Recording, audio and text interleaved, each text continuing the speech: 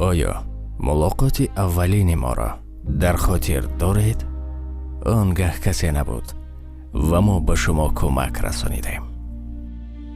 То ки бори аввал ба рафиқатон занг занед ва дар тӯли 5 сония салом бигӯед. ин оғози сафари якҷояи мо буд ва аз рӯзи аввал мо ваъда додем ки ҳамеша бо шумо мемонем. дар ҳаёти ҳар яки мо лаҳзаҳои хотирмон мавҷуданд ва мо ҳамеша мешитобем ки дар хушбахтии худ бо наздикон ва дӯстон ҳам шарик шавем. мо ҷузъи ҳаёти ҳаррӯзаи шумо гардидем. сидқан ва самимӣ бо шумо будем, ҳатто дар лаҳзаҳои бунёди оила. ҳам дар зиндагӣ ва ҳам дар кору фаъолият диққати лозима ва сари вақтии мо нисбати шумо қатъ намегардид.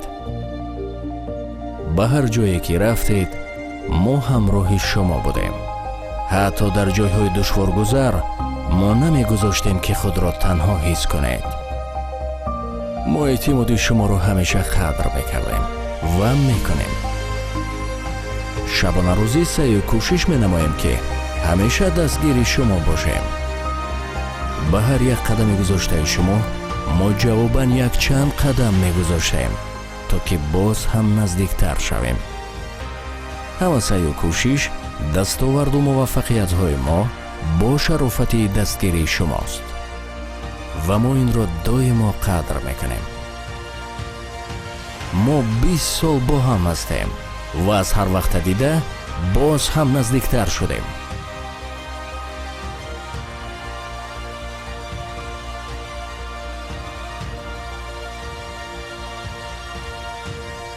тисел 20 сол бо шумо. тисел 20 сол бо шумо.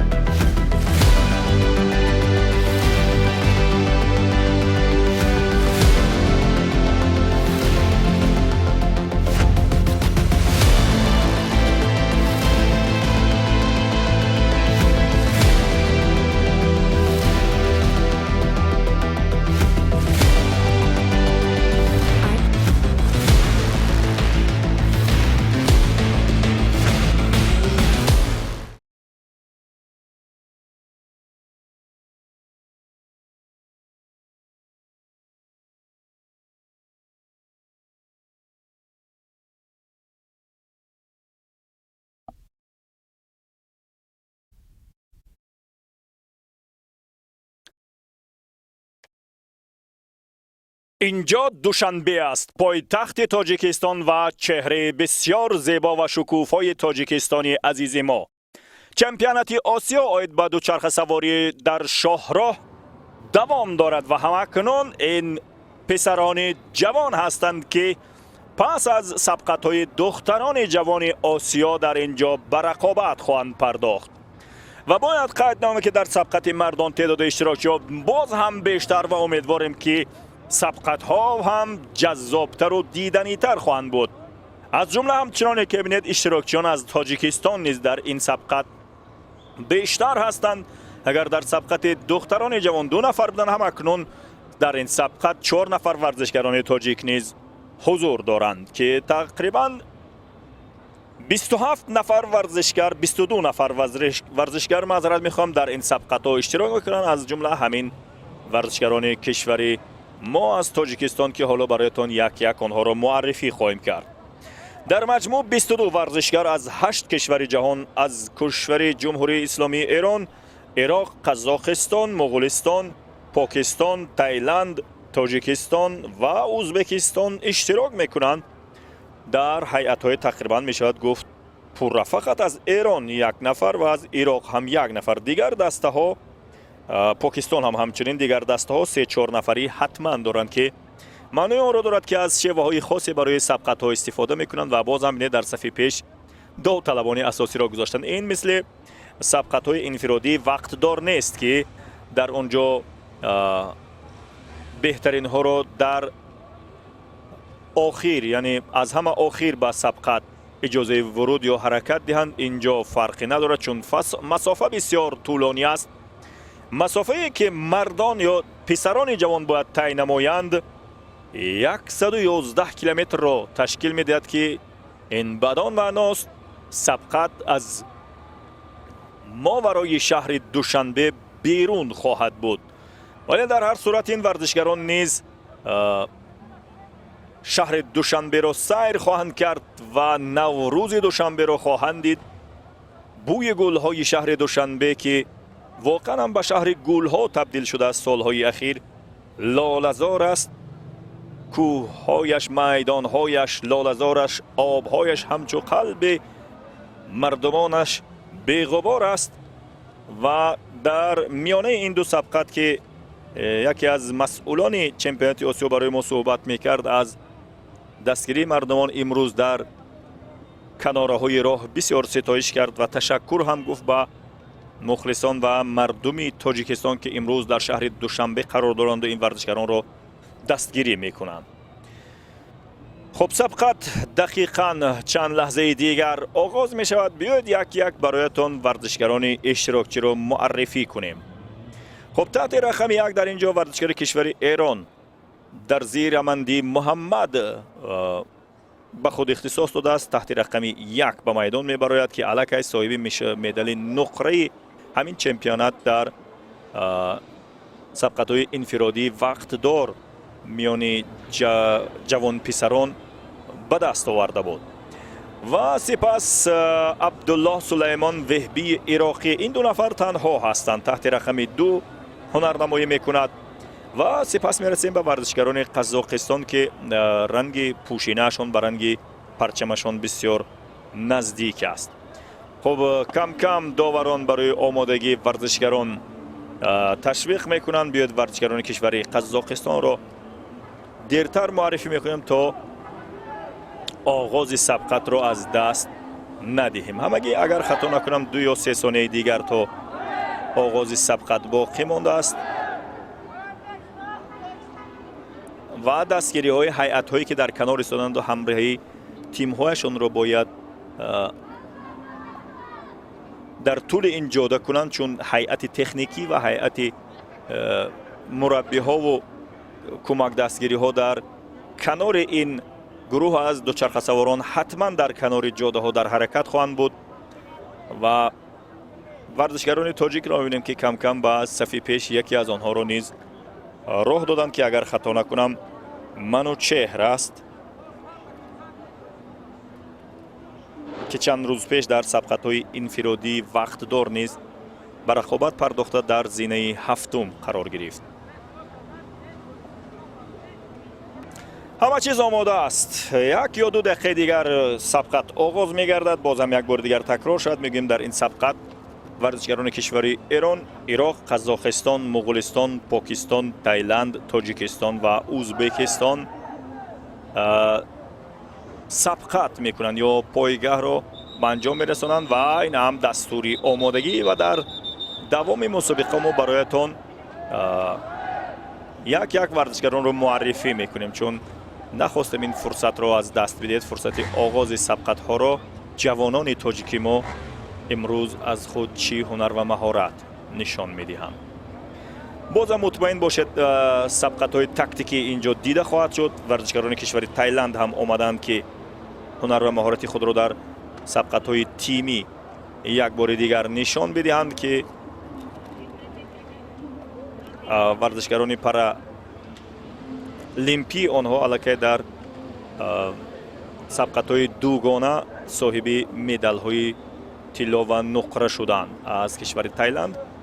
و جالب اینجاست که کشور تایلند تعداد چمپیونات های برگزار کرده تایلند، یعنی چمپیونات های آسیا آید به دوچرخه‌رانی بسیار زیاد است. حالا در ادامه ما آنها را باز هم خواهیم گفت و دقیقاً آغاز می شود سبقت و امیدواریم که ورزشکاران تاجیک بتوانند اینجا نتیجه های خود را بهتر کنند، چون داوطلبان از همان آغاز معلوم هستند که ورزشکاران کشور ازبکستان و قزاقستان و تایلند بوده میتونند، چون دستهشان مکمل تر است و یک هیئت 3 نفره هم از مغولستان به سبقت میپردازد. مطمئنا این سبقت بیرون از محدوده شهر دوشنبه هم خواهد بود تا جایی می‌بینیم به سمت باختر روانه میشوند تا جایی که مسافه 111 کیلومتر معین کرده باشد. یعنی از دشت و دمنهای بیرون از شهر دوشنبه هم بازدید خواهند کرد دوچرخه سواران 8 کشور قاره آسیا که در این نمودی رشته با هم سبقت میکنند. خب از همان اول الکی کم کم با کناره ها نگاه کردن ورزشکاران کشور ازبکستان و قزاقستان دیده می شود.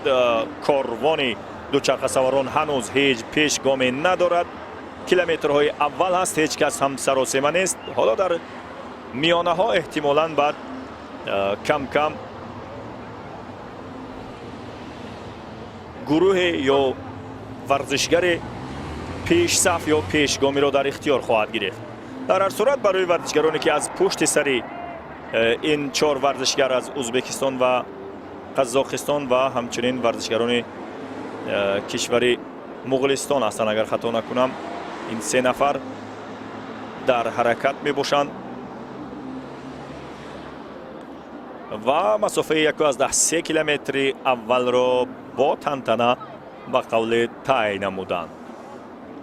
مسیر تقریبا همان مسیری است که گفتیم، فقط از اگر آنهایی که نشونیدند باید قید نماییم که به مرکز سودای صدبرگ رسیده، از آنجا به سمت گردش فرودگاه و از گردش فرودگاه هم گذشته در گلگشت به قول بعضی سیومی تاجیکستان شهر دوشنبه از گلگشت میچرخند، باز با همین جاده بر میگردند و از همین طریق خیابان رودکی به سمت محله چورباغ روانه میشوند. از محله چورباغ مستقیم به سمت نوروزگاه پایتخت و از آنجا به سرک دولتی تاجیکستان و سپس به سمت بازار بزرگ کاروان در حرکت میشوند و از پیش از دروازه جنوبی شهر دوشنبه چرخش دیگر میشود. باز از اونجا البته این بار نمیچرخند و به سمت حرکت خود به طور مستقیم ادامه خواهند داشت و امیدواریم که ادامه سبقت رو با هم دیگر آن زمان خواهیم دید. حالا در کوچه عینی در حرکت هستند ورزشگران و اینجا ورزشگری تاجیک رو هم برای ما نشان میدن. تحت رقمی 21 در حرکت هست و این هم فردوس جان قادیروف. بله، فردوس جان قادیروف از تاجیکستان تحت رقم 21 در کاروان ورزشگران حرکت دارد و به نظر میرسد کوشش هم میکند که از کاروان پیش دستی بگیرد. کم کم ورزشگران به جدا کردن پیشصفان خود یا پیشگامان خود آغاز کردند و از مردم تاجیکستان که امروز در شهر دوشنبه مهمان هستند و این سبقت ها رو تماشا دارند و گاه گاه هم کفکوبی هاشون به گوش ما میرسد، گاه گاه تشویق هاشون به گوش ما میرسد.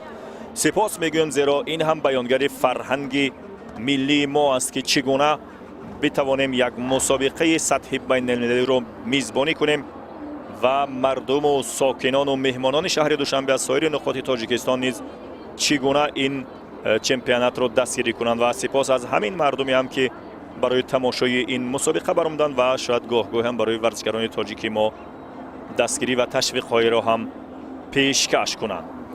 خب بیا در هر صورت ما معرفی ورزشکاران را آغاز کنیم، چون فرصت هست برای آنکه معین کنیم کدام از گروه از ورزشکاران در اینجا با پیشگامی دست می‌یابند. بازم تکرار شود میگم از میان این همه ورزشکاران چند نفر حالا برای پیشگامی و عنوان قهرمانی جایزه‌داری بازی‌های چمپیونات آسیا آید به دوچرخه سواری شاهراه میانی جوان پسران به مسافه 111 کیلومتر معین خواهد شد. و همچنان که دیدید اینجا مارشال ها مسیر مسابقه را برای ورزشکاران به خوبی نشان داده ایستادند. بسیار کارایی های عظیمی در پشت این مسابقه جریان دارد. تعداد زیادی از مردم جلب شدند برای معرفی ارزنده این مسابقه. مسافه 3.5 کیلومتر را طی کردند و ورزشکارانی اگر خطا نکنم که نه این گونه نیست، مغولستان فعلا در صف پیش قرار دارند. و یک تلاش ورزشکاری تاجیک رو هم میبینیم که اینجا با سمت پیش میگذارد. این هم عبدالصمد عادیلوف چند لحظه هم باشد پیش صف کاروانی ورزشی است و به نظر میرسد که ورزشکاران تاجیک هم میخوان از شیوه های مخصوص یا تکتیکی برای این چمپیونات استفاده برند. امیدوارم چون این خواهد بود. ورزشکاران با کوچه عینی باز دوباره بازگشتند و در مسیری بازگشت قرار دارند. چون گفتیم اکثر دسته ها هیئتی تقریبا به اندازه کافی را دارند، یعنی حتما نفری که برای غلبه تلاش میکند و 3 نفر و 2 نفر گریگوری یا یاردمچیان که این یاردمچیان فکر نکنید ورزشکاران مثلا ضعیفی هستند، برعکس آنها نیز هنر و مهارت لازم را برای پیروزی دارند، ولی کوشش میکنند که از هیئت دستهشان یکی را پیروز گردانند، چون همه کسا پیروز نمیشوند در این سبقت های انفرادی دوچرخه سواری است در جاده ها یا در شاهراه. بنابراین شاهراه های زیبای شهر دوشنبه با مرام ادامه دارند. خب بیاید یک بار پورا به هر حال نام و نسب اشتراکچیان این ورزش رو معرفی کنیم. از جمله هیئت تاجیکستان رو برایتان معرفی خواهیم کرد که قرار است 111 کیلومتر رو طی کنند. جوان پسران هستند، در اصل هنوز خیلی جوانند و آینده درخشان دارند و میبینیم که همچنان عادیلوف عبدالصمد در صف پیش در قطار داوطلبان در حرکت هست.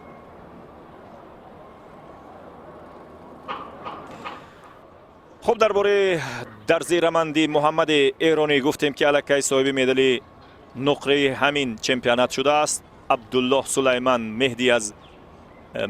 وهبی از عراق تحت رقم 2، ماکسیم تاراسکین از قزاقستان، الکسی واگانوف که الکی صاحب مدال طلا و عنوان قهرمانی چمپیونات آسیا در شهر دوشنبه رو در دوچرخه سواری شاهراه در سبقت‌های انفرادی وقت دار و مسافه 24 کیلومتر دارد. هموطن آنها ایلیا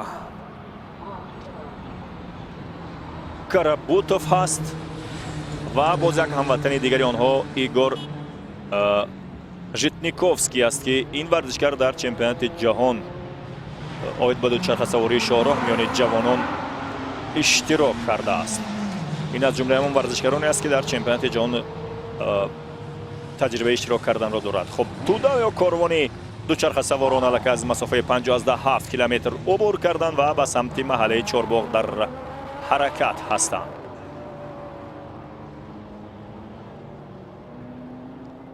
خب маршал ها هم که در کنار حرکت دارند برای نشان دادن جاده و برای نواربرداری کارهای خود را انجام میدن. میرسیم به ورزشکاران مغولستان. تحت رقم 7 التنگرل دوایرگل از کشور مغولستان که الکی صاحب برنجی چمپیونات آسیا آید به دوچرخه سواری شاهراه گردید. باتاکتاغ باتارگل از مغولستان است. این ورزشکاران هم تحت رقم 8 هنرنمایی دارد. بااتر التنگرل از همین کشور مغولستان تحت رقم 10 هنرنمایی میکند. و تنها اشتراکی از کشور پاکستان در این سبقت های 111 کیلومتر میان پسران جوان عزیز افنان است که در سبقت های انفرادی وقت دار هم چندان مهارت خوب از خود نشان نداد، یعنی جای افتخاری و مقام افتخاری کسب نکرد. سپس میرسیم به ورزشکاران تایلند که گفتیم حالا در ادامه هم برایتون خواهیم گفت. تعداد زیادی از چمپیونات های آسیا را در کشور تایلند برگزار کردند و کشور موفق بوده است در برگزاری چمپیونات آسیا آید به دوچرخه سواری که آن زمان ها البته هم دوچرخه سواری در شاهراه و هم در ولترک در یک کشور برگزار می شد. از سال 2017 تقسیم شد. حالا به این موضوع هم برمیگردیم در طول این سبقت. و توده ورزشکاران علاقه کیلومتر هفتم را پشت سر کردن و بینید گریگوری ها علاقه نفر اول خود را معین کردند، به خصوص کشور قزاقستان و در مقام دوم 4 نفر ورزشکاران ازبک در حرکت هستند. حالا در میانه ها کم کم نفران اول خود را معین میکنند. خب ورزشکاران کشور تایلند رو برایتون خواهیم گفت. تحت رقم 14 کاینوی کیتانات، تحت رقم 15 مونگدت تیناپات و تحت رقم 16 ساینتا تناوات و این هم ورزشکاری تاجیک که حالا باز با او برمیگردیم. جمالالدین جمعه خان. بیاید پیشتر ورزشکاران دیگر رو بگوییم. از تایلند می گفتیم ساینتا تناوات تحت رقم 16 و نوتان نونتیکایف نونتاکورن از کشور تایلند تحت رقم 17. و برمیگردیم به ورزشکاران تاجیک که اگر برای ما کارگردانان نشان دهند یک یک آنها را برایتون معرفی میکنیم. اول تحت شماره های 17 18 19 و 20 ورزشکاران تاجیک هنرنمایی میکنند، از جمله 21 هم بوده است، معذرت میخوام.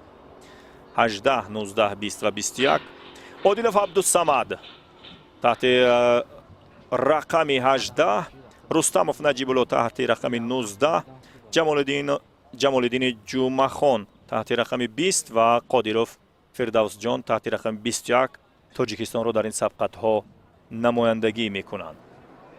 خب همچنان که میبینید در مثل سبقت قبلی ورزشکاران قزاق و ازبک در صف پیشی پلاتون یا کاروان یا توده ورزشکاران هرچی میخواهید بگویید قرار دارند. در زینه دوم ورزشکاران ازبک در حرکت هستند، ولی این هنوز معنای چیزی را ندارد. و برمیگردیم به ورزشکاران ازبک که در بارشان صحبت کردیم. امروز در این سبقت ها از ازبکستان سلطانوف سمندر، عبدالرحمانوف دویرجان و باباشروف فرخ و طاهروف دیار به سبقت می پردازند. خب همونجور که گفتیم یک نفر در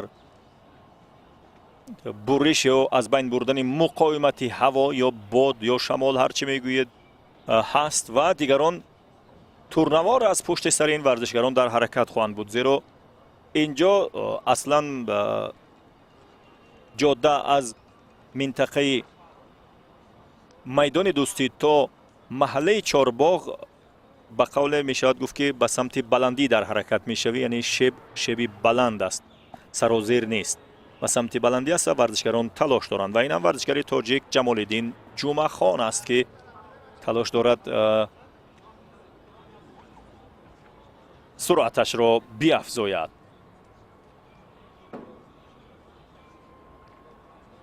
در کنار ورزشکار پاکستانی از همه خسته تر به نظر می رسد که علاقه از کاروان عقب ماند. در هر صورت ورزشکاران تاجیک در خط آخری پلوتون یا کاروان هم باشند همچنان در این کاروان حضور دارند. تنها اشتراکچی ورزشکار ایرانی در اینجا هست. مسافه تقریبا 9.8 کیلومتر را طی کرده ایستادند. در زیر رمندی محمد که اینجا با لباس‌های سفید و تحت رقم 1 به سبقت پرداخته است، الکی صاحبی مدال نقره سبقت‌های انفرادی وقت دار میانی پسران جوان را چند روز پیش در مسافه 24 کیلومتر به خود اختصاص داده بود. 4 ورزشکار تاجیک از پشت سری به قول تورنه قطار رفته ایستادند و فعلا این شیوه یا تاکتیک آنها قابل قبول است، زیرا مقاومت هوا را ورزشکاران قزاق بریده ایستادند. برای حرکت آنها بسیار مناسب است که پشت سری این ورزشکاران تا میانه ها و حتی گذشته از میانه های مسافه مسابقه در حرکت باشند. سپس فرصت خواهد بود برای تلاش برای گذشتن از پلتون یا حداقلش دیر نماندن از پلتون وقت هست. تنها اشتراکچی این مسابقه از پاکستان الکی از کاروان خیلی عقب ماند، با اینکه 12.8 کیلومتر را ورزشکاران طی کرده ایستادند. این سبقت سرعتی نیست، سبقت استقامتی است، یعنی توان و تحمل را میسنجند. زیرا سبقت های سرعتی که سپرینت با آنها گفته می شود به زبانی کسبی دوچرخه‌رانان در مسافه کوتاه و با سرعت بسیار زیاد صورت می گیرند. ورزشکاران تاجیک و عراقی را برای ما نشان میدهند که پیش ورزشکاران تاجیک ورزشکار عراقی عبدالله سلیمان وهبی در حرکت هست و توجه کرده باشید اینجا یک درمیان اگر خطا نکنم ورزشکاران ازبکستان و قزاقستان در حرکت هستند. خب با محله چارباغ به سمت محله چارباغ روانه هستیم. امیدوارم در این سبقت هم مثل سبقت گذشته ای که بانوان جوان انجام دادن بیماری اسفالتی رو نخواهیم دید که این اصلا وقتی ورزشکار بر روی اسفالت می افتد به اصطلاح و هزل‌آمیز بیماری اسفالت می گویند، در حالی که جراحت میتواند جراحت اسفالتی نباشد.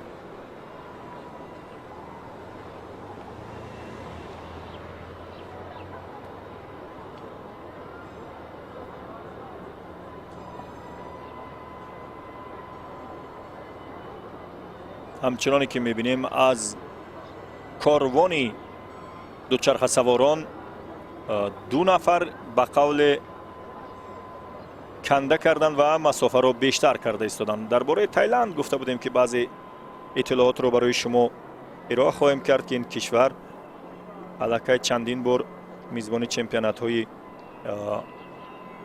آسیا آید به دوچرخه سواری چی در شاهراه و چی در ولترک به دست آوردند. از جمله تایلند الکی در سال 1967 در شهر بانکوک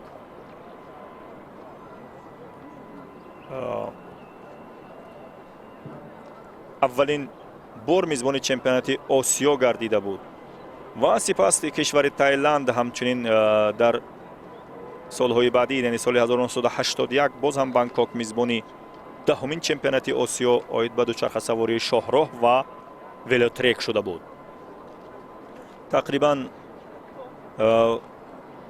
و این آخران چمپیونات آنها نبود. آنها باز در سال 2002 باز هم میزبانی چمپیونات آسیا گردند. 2007 هم بانکوک چمپیونات آسیا را میزبانی کرد و سال 2011 و 15 هم. ببینید چقدر زیاد آنها چمپیونات آسیا را میزبانی کردند و دستاوردهایشان هم بد نیست. و پس از سال 2017 گفتیم الکی مسابقات تقسیم بندی شدند. ولوترک یا سبقت ها در ترک جداگانه شد و سبقت ها در شاهراه جداگانه.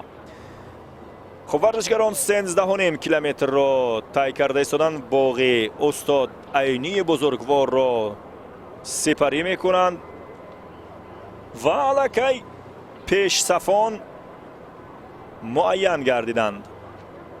همین دو نفر ورزشگرانی قزاق و ازبکستانی، باز هم سلطانوف سمندر از ازبکستان و ماکسیم تراسکین از ازبکستان با پیشگام تبدیل شدند و باز هم همان شیوهی قبلی رو این دو نفر با کار میگیرند. بله، تراسکین حالا وظیفه شکستن مقاومت هوا یا باد را دارد و اینجا باشد کاروانی ورزشگران در حرکت هست. گفتیم شبی این جاده از سمت مرکز یا میدان دوستی تا به محله چارباغ شبی بلند است، بنابراین ورزشگران با این سادگی نمیتونند اینجا را طی کنند و خیلی نیرو را میگیرد. ورزشگران با سمت محله چارباغ در حرکت هستند که از 111 کیلومتری که در این سابقه در نظر گرفته شده است، الکی ورزشگران حدود 13-14 کیلومترش را طی کردند. توده یا کاروان با از کارخانه سیمان شهر دوشنبه در حال گزارش است که در کنار عکس ها و نوشته ها از تاریخ و فرهنگ تاجیکستان است. امیدوارم که یک گوشه چشمی هم نظر خواهند کرد و با آن آشنا خواهند شد. ورزشگران در هر صورت در پلتون یا کاروان ورزشگری تاجیک در حرکت هست. نجیب الله رستموف با دیگر ورزشگران در همان توده اساسی در حرکت می باشند و بینید که این دو نفر پیشگامان الکی خودشان را از توده اساسی دور گرفته ایستادند و بینید الکی از همین جا معلوم است که برای عنوان قهرمانی کیها تلاش خواهند کرد. در بین این توده باز هم نجیب الله رستموف را میبینیم. همچنان نجیب الله رستموف در بین این توده حضور دارد.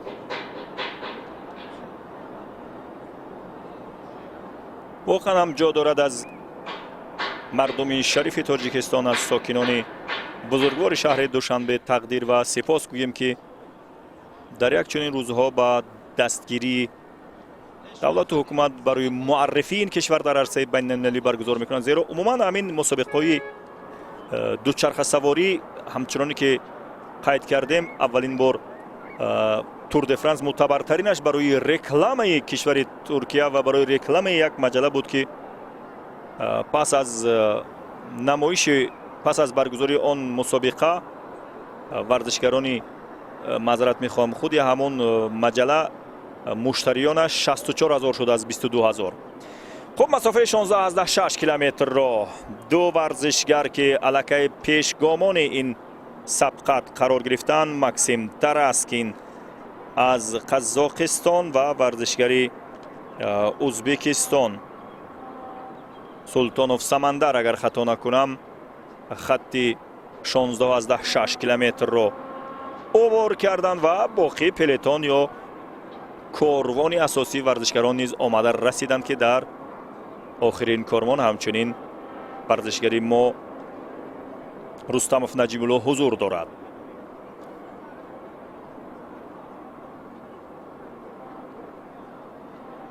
ورزشگر دیگری تاجیک، دو تا ورزشگر دیگر هم با محله چارباغ یا گردش چارباغ نزدیک شدند، فاصله شان چندان زیاد نیست. دو ورزشگری ما از توده کمی عقیب افتادند که حالا برایتان خواهیم گفت که 16.6 کیلومتر رو کدام ورزشگران. از روی همون شماره بگیریم اگر عبدالرحمن دویرجان است که معذرت میخوام از کشور تاجیکستان، جمال الدین جمعه خان هست که آخرین شده از هیئت تاجیکستان، چون میدانیم ورزشگری پاکستانی هنوز در خیلی عقیبتر از ورزشگران تاجیک در حرکت هست.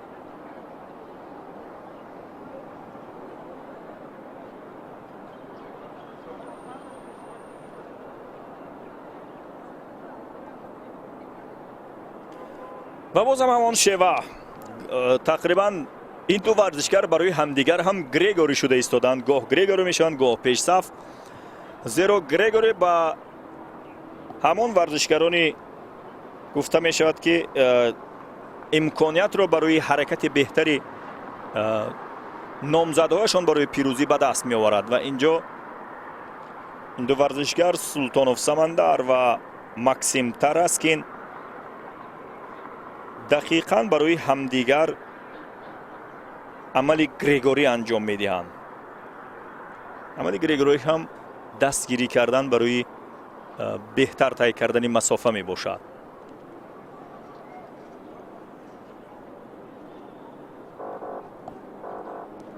صد و 11 کیلومتر است. برای مردان امتحان‌های سخت‌تری در نظر می‌گیرند. در سبقت‌های انفرادی وقت دور هم به عنوان به مسافه 15 کیلومتر بودند، مردان 24 تا. اینجا هم امروز دیدیم که به عنوان جوان مسافه 61 کیلومتر را طی کردند. 19.6 کیلومتر را طی می‌کند و عبور می‌کنند ماکسیم تاراسکین و سمندر سلطانوف. مرکزی سودای کوشانیان رو می‌بینیم که ورزشگران کشورها عبور کرده ایستادند. همچنان فاصله این پیشگامان از توده اساسی دور نیست و امیدواریم که برای جذابتر و جالبتر شدن این سبقت ورزشگران دیگر کشورها نیز تلاش میکنند که به همین آسانی عنوان قهرمانی و جایزه ها را به این دو کشور ازبکستان و قزاقستان ندهند.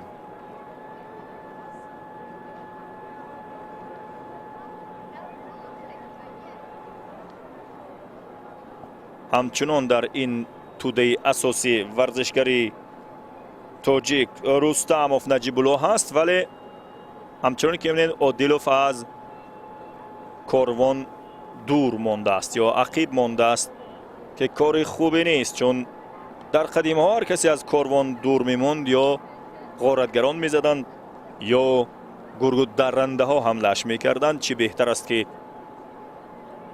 یا حداقلش همراه کاروان باشی یا در صف پیش. ببینید چگونه حمله ها صورت میگیرد و این حمله ها را چگونه مهار میکنند.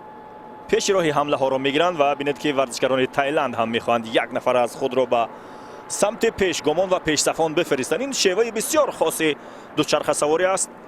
در میان ورزشگران مثلا ولت اسپانیا یا جیرو دی ایتالیا هم وقتی 150 ورزشگر هست، اکثرا با برنامه خاص پیش می روند تا نگاه ها را بینید همدیگر را نمیگذارند پیش گذارند تا یک ورزشگر تایلند خواست مسافه را کاهش دهد چگونه به او حمله صورت میگیره. ولی هم اکنون این ورزشگر تاجیک است که به قول یک حمله اگر گفته توانیم در اینجا انجام میدهد تا به صف پیشگامان بپیوندد، اما خودش فعلا در اینجا تنها. سه ورزشگر دیگری ما جمالالدین جمعخان، فردوس جان قادیروف و همچنین عادلوف عبدالصمد در کجای آن عقیب در حرکت هستند. یعنی گریگوری های ما بیشتر در تلاش خود را به این پلتون یا کاروان رسانیدن هستند، ولی این ورزشگر جوان تاجیک رستموف نجیب‌الله از کاروان اساسی جدا شده میخواد به پیشگامان یا پیش صفان این سبقت برسد که همین دو نفر هستند، ماکسیم تاراسکین و سمندر سلطانوف. معلوم است این ورزشگر کمی هم باشد آمادگی بهتر نسبت به دیگر ورزشگران تاجیک در این چمپیونات آسیا دیده است و همین که از پلتون یا کاروان اساسی جدا شد، این هم علاقه خودش خیلی مهارت میخواد، زیرا همچنانی که دیدیم حمله های ورزشگران کشور تایلند و همچنین مغولستان را پیشگیری میکنند. همدستانه یا دستوی ورزشگران ازبک و قزاق. جوانان ازبک و قزاق هم گویم می شود.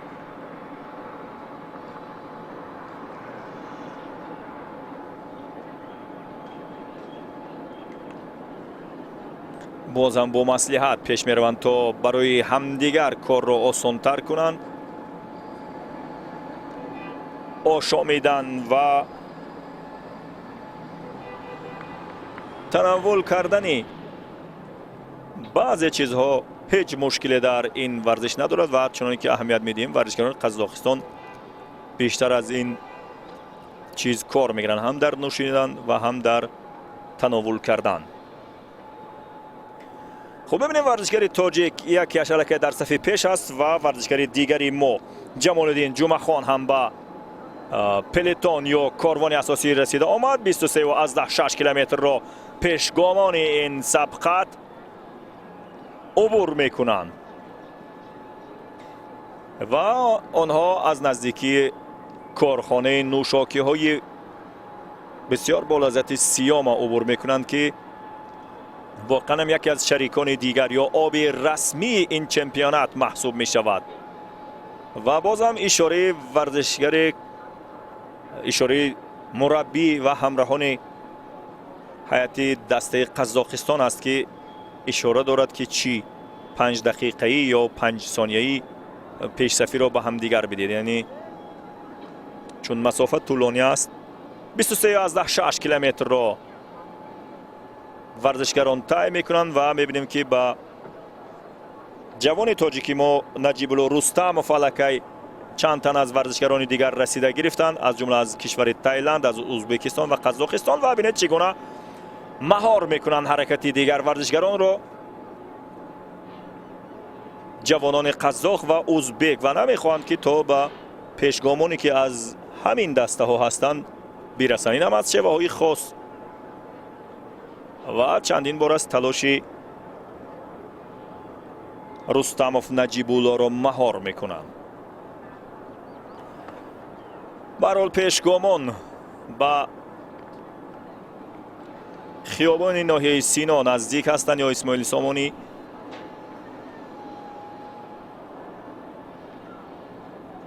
تقریبا با کیلومتر 25 نزدیک شده ایستادند اگر درست ترش بگوییم این دو نفر پیشگام.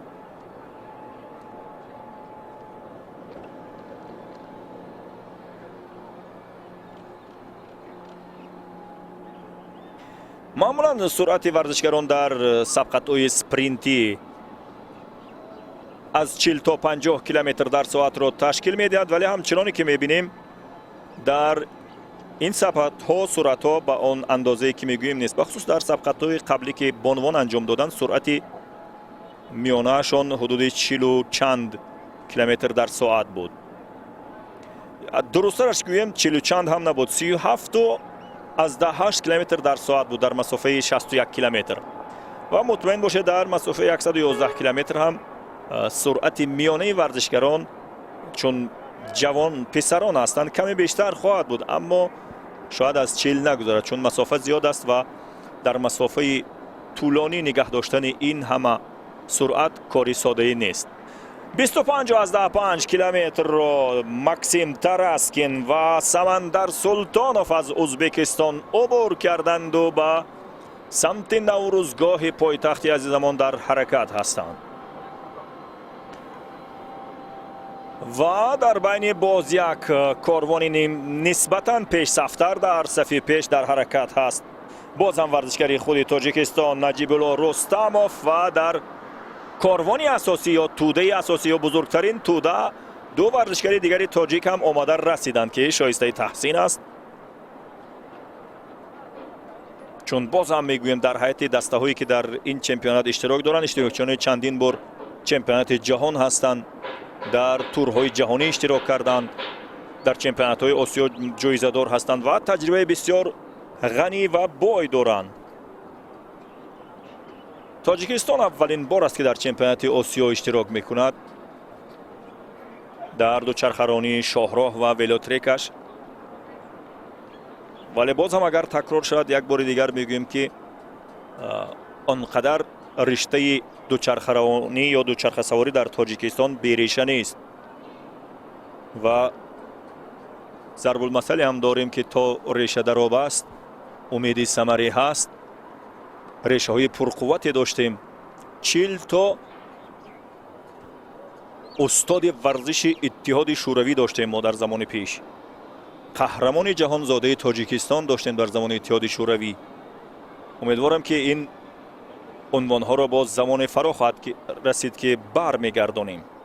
خود همین رویداد بسیار با شکوه آسیایی در شهر دوشنبه عزیزی ما نه تنها برای معرفی کشور ما بلکه برای رشد این رشته ورزشی نقش بسیار باسزا خواهد گذاشت. زیرا در دید و بازدیدهایی که پرزیدنت کنفدراسیون دوچرخه سواری آسیا و پرزیدنت اتحادیه بین المللی دوچرخه رانی که سردار همه اتحادیه‌های یا ساختارهای دوچرخه سواری جهان محسوب می شود، در دید و بازدیدها با مقامات تاجیکستان، مسئولان فدراسیون دوچرخه سواری تاجیکستان و از جمله با رئیس محترم شهر دوشنبه ابراز داشتند که از یک چنین مسابقه با شکوه از سطح برگزاری و از جاده هایی که جوابگو به طلبات مسابقات سطح جهانی هم هست شاد هستند و حتی پیشنهاد هم شد و تا جای هم این پیشنهاد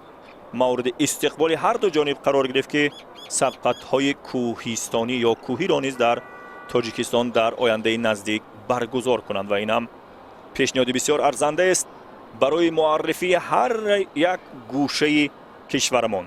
همین تور د فرانسی که دربارش امروز بسیار صحبت کردیم و گفتیم معتبرترین مسابقه دوچرخه سواری جهان محسوب می شود. البته از تورهای جهانی منظورم، چون چمپیونات جهان اندکی هم باشد شهامت دارد نسبت به تور د فرانس.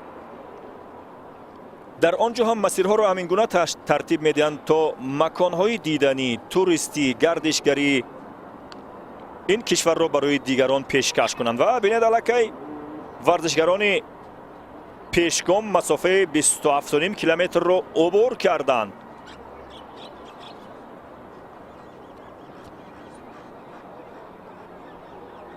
و به سمت محله سیرک روانه هستند که اگر از آنجا عبور کنند 28.5 کیلومتر را عبور خواهند کرد. فاصله پلتون یا پیشگامان و پیشصفان از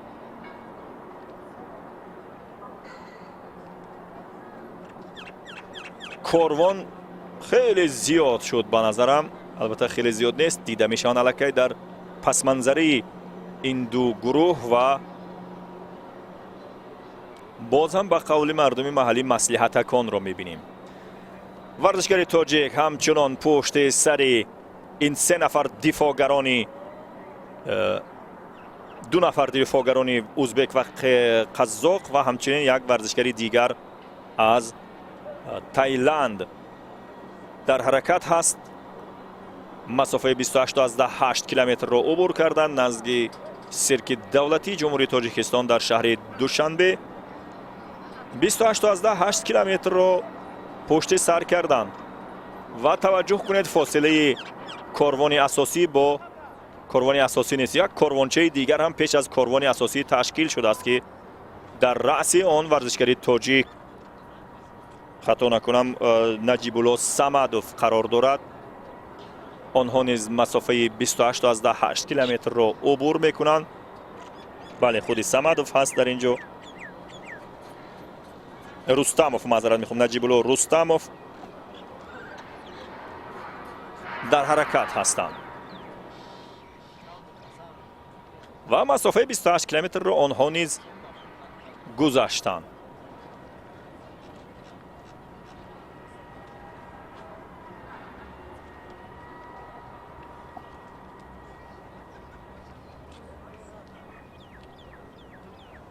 خب واقعا هم امروز سطح برگزاری سبقت ها و آمادگی ورزشگران بسیار مهم است و بسیار خوب عمل کرده ایستادند. 25.5 کیلومتر را طی میکند این ورزشگری دیگری تاجیک.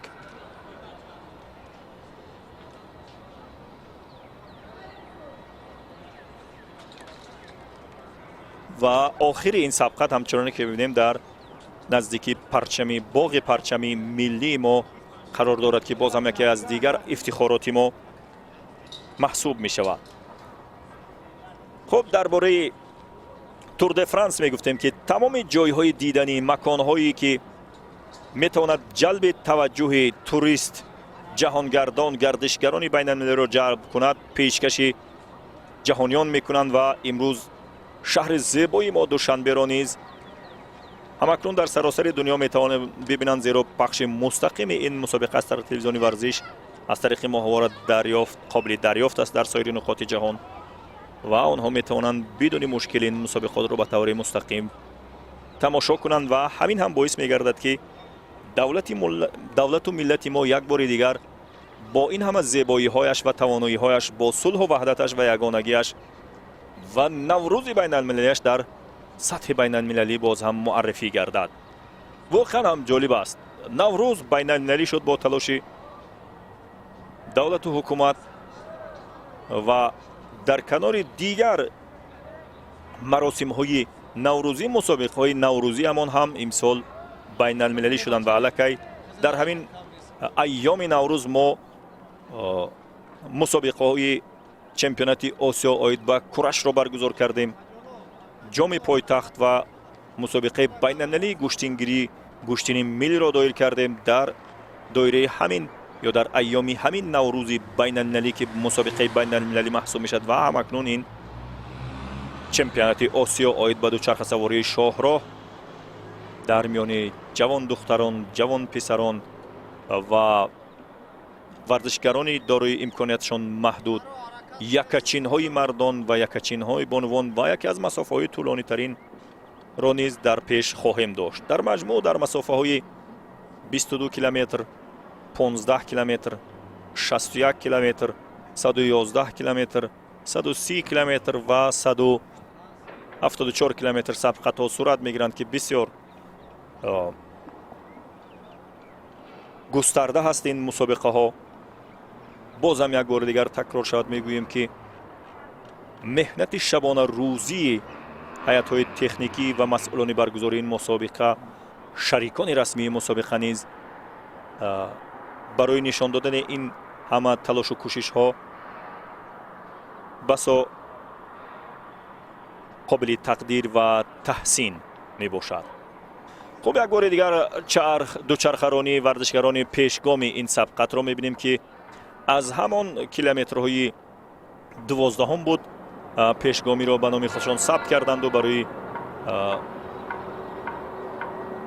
عنوان قهرمانی تلاش خواهند کرد. و ساینتا تناوات از کشور تایلند که چندین بار گفته میزبان چمپیونات آسیا بود و علاقه ابنید باعث رشدی این رشته در کشورشان شده است. آنها نیز طبق شیوه های خاصی ورزشی عمل کرده ایستادند، از جمله بینید جایی وضع میکنند، به قول تورنه قوی را به پیش میگذرانند.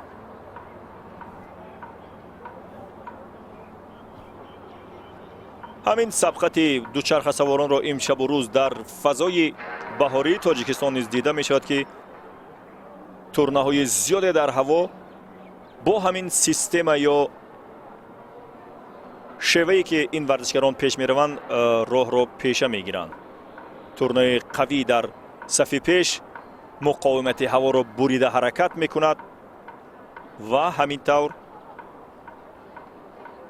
خط به خط حرکت ها ادامه پیدا می کنند. 34 کیلومتر را عبور کردیم از نزد بازاری یا گذرگاه بازاری سخاوت و اینها هم توجه دارند که از عقب یک کاروانچه دیگر نسبتاً پیش صف از کاروان اساسی در سایه به سایه ورزشگران ازبک و قزاق در حرکت هستند و اینها هم بینید مسافه 34 کیلومتر را عبور کردند. مسافه اشان دور نیست. یک ورزشگر تایلندی هم در اینجا دیده می شود.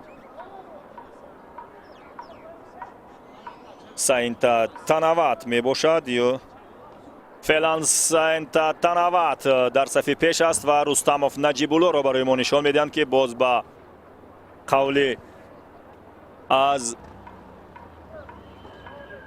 пушти сари варзишгарон ҳаракат дорад то муқовимати ҳаво ӯро хастатар нагардонад. инам пешгомон ҳастанд ки масофаи аллакай ҳудуди 40 километрро тай карданд ва мебинем ки инҷо Одилов Абдулсамад ҳам масофаи 28 километр 28 километрро убур кардааст. яъне хеле дур ҳаст аз соири варзишгарон.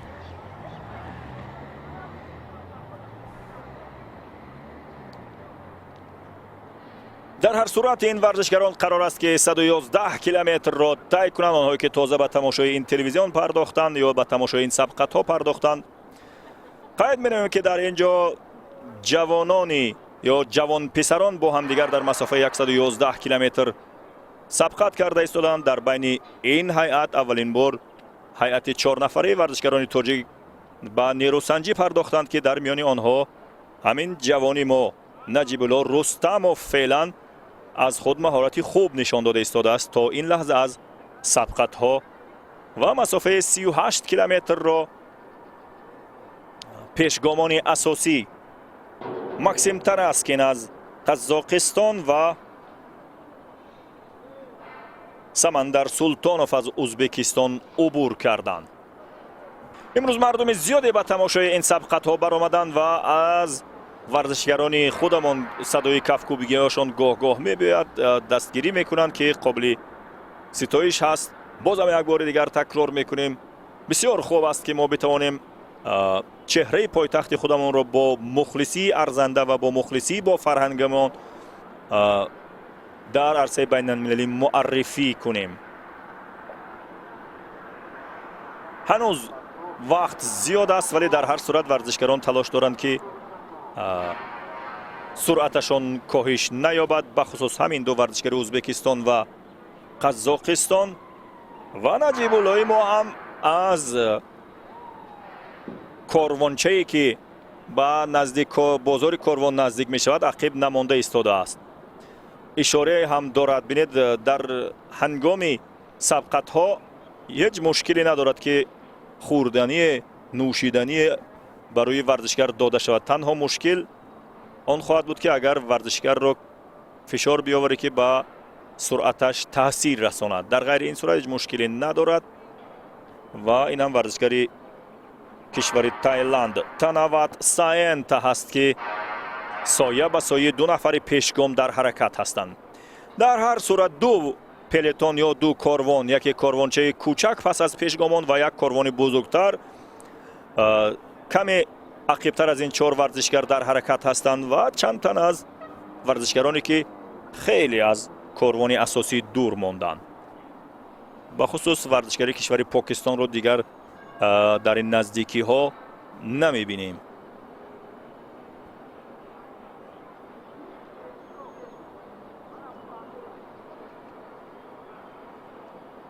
خب همچنانی که مشاهده میکنید ورزشگران در میانه جاده میتوانند میوه استعمال کنند یا نوشاکی شربت به قول حلقشان را تر کنند. اینها هیچ ممنوعیت ندارد. در هر صورت به نظر میرسد که نجیبالله رستموف از شیوه های کسبی دوچرخه‌رانی به خوبی آگاه است و خوب در بین این 4 نفر جابجا می شود و این نظامی را که در میان دوچرخه سواران وجود دارد به خوبی اجرا کرده ایستاده است. همینطور ورزشگران پیشگام به دروازه جنوبی شهر دوشنبه نزدیک شدند و به دشت و دمنهای بیرون از شهر دوشنبه خواهند رفت. و ما باشد در اینجا با شما کاروانچه دیگر را میبینیم که نجیبالله رستموف در رأس آن قرار دارد و زود هم رأسش را به ورزشکار کشور تایلند تنوات ساینت میدهد. در کنار این ورزشکاران همچنین عبدالرحمانوف داویرجان از ازبکستان و یک ورزشکار دیگری هم از ازبکستان در کاروانی که پس از این پیشگامان در حرکت هستند هنرنمایی دارند.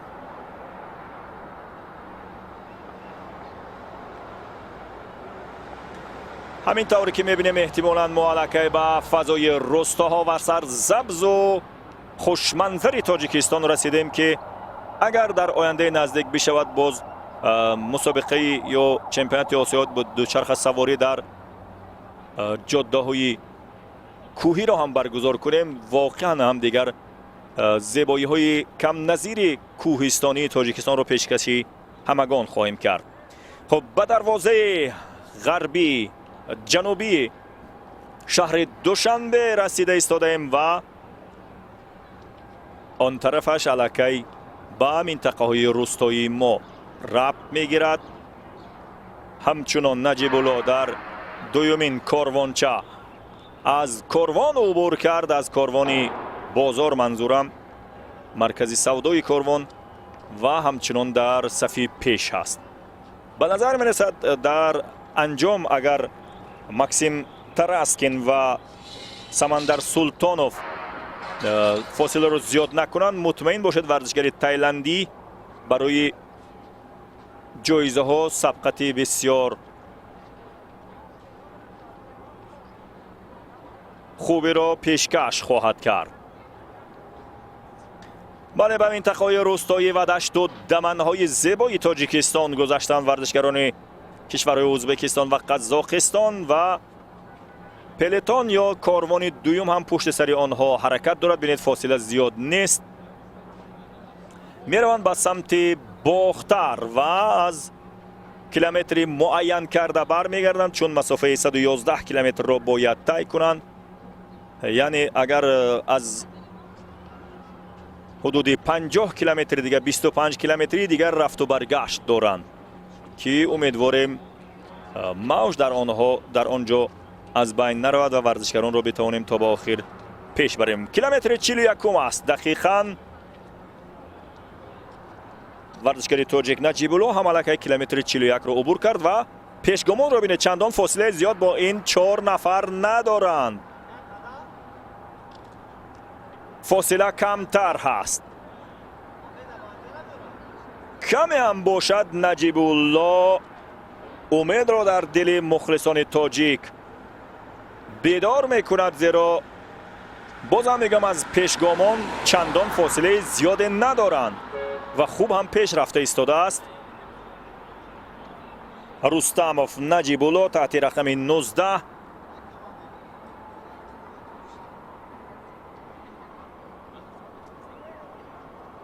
کرابوتوف ایلیا از قزاقستان هم اینجا حضور دارد در کنار نجیب الله تاجیک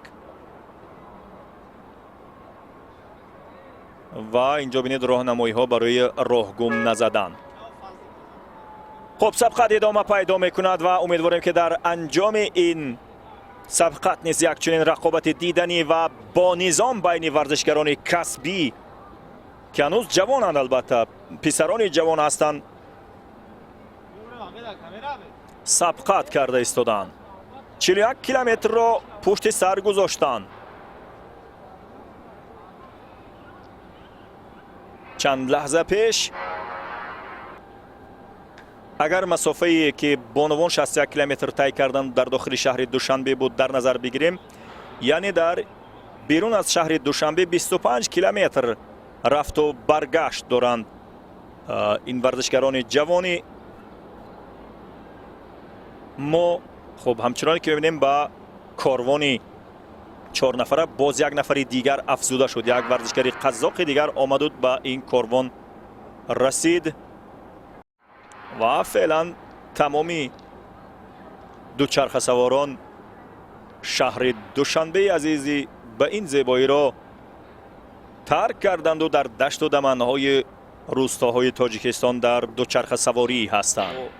پخش مستقیم این مسابقه ما نشان میدیم که کشور ما چقدر آباد است و در حال شکوفتن هست، به مانند خود جشن نوروز بین المللی امان، نوروزی که این شب و روز از سوی جامعه جهانی تجلیل می شود و اعتراف شده است به عنوان یک جشن بین المللی که مکان و خواستگاه و وطنش تاجیکستان عزیزی ما است. نامش هم تاجیکی نوروز است. خب ورزشگران همچنان در جاده به سمت باختر در حرکت هستند، شهر باختر، و میبینیم که این پلتون اساسی در اینجا حرکت دارد. دو تا ورزشگری تاجیک هم اینجا حضور دارند و آنها هم قادر فردوس جان و جمال الدین جمعه خان تحت رقم 21 و 20 در خط آخری پلتون قرار دارند، یا کاروان اساسی که در کیلومترهای آخر معمولا در چمپیونات های جهان و در تورهای جهانی که بسیار زیادند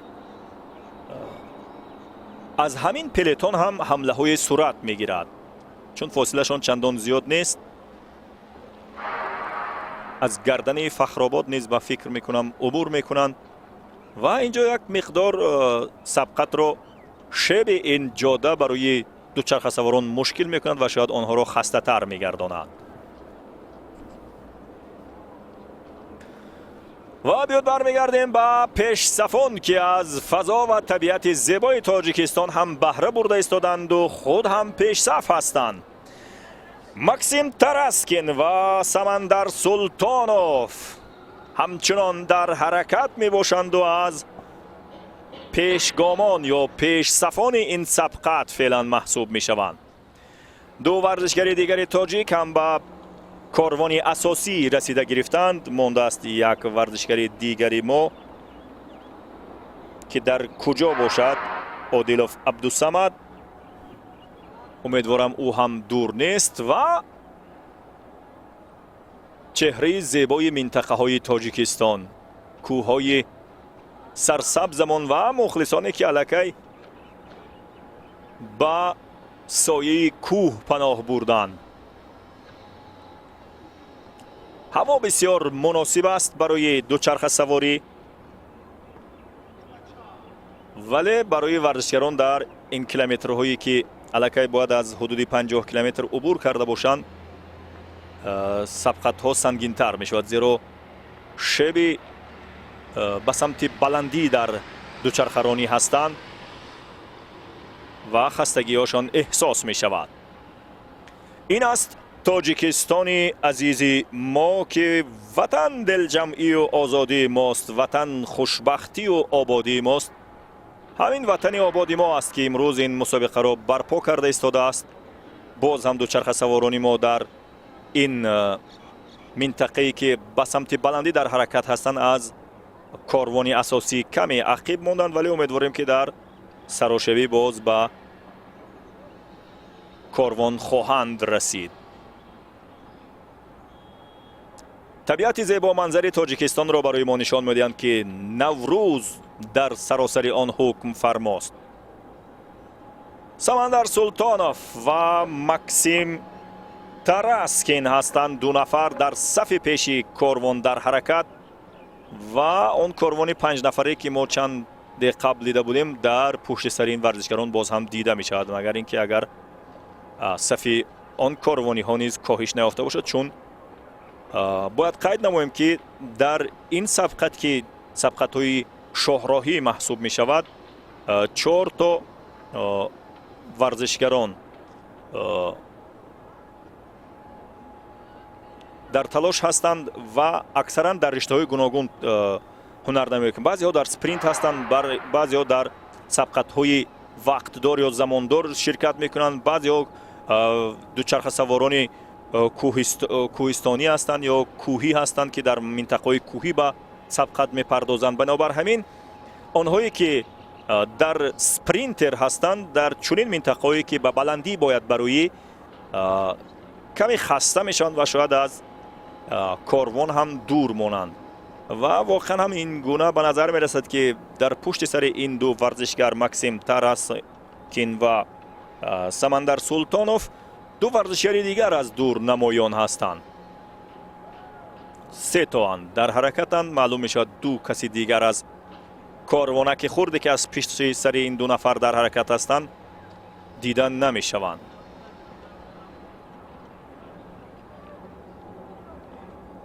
و این هم کاروانی اساسی و ورزشگر کشور تایلند کیتانات کوهنایی در آخر در حرکت هست و ورزشگر کشور مغولستان بد آرگیل پیش از او در تحت رقم 8 اینجا در حرکت است.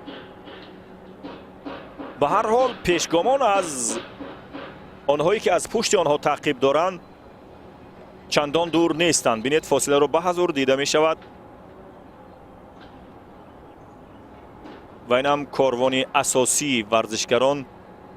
دو ورزشگری ما که اینجا چند لحظه پیش بودند، جمالالدین جمک خان و قادرا فردوس جان، الکی در بین این کاروان حضور ندارند. ما هم شاهد شده بودیم که کمی از کاروان عقیب موندند. به هر حال پیش صفان را اینجا دیده ایستاده ایم و واقعا هم برای سبقت ها یا چمپیوناتی دوچرخه سواری در جاده های کوهی تاجیکستان بسیار مناسب است. باد و هوای بسیار مناسب دارد. از زمان قدیم هم چنین بوده که در اتحاد شوروی هم همه بر این نظر بودند که باد و هوای تاجیکستان برای این رشته بسیار مناسب هست، بخصوص در فصل بهار و تیر ماه. هوای مناسب، فضای مناسب برای دوچرخه سواری ایجاد می شود در کشور ما که اخیراً با شکوفایی میهن عزیزمان و ساخت و ساز و تعمیر راه ها پاسخگو و جوابگو به طلبات جهانی جاده های ورزشی همان نیز شده است.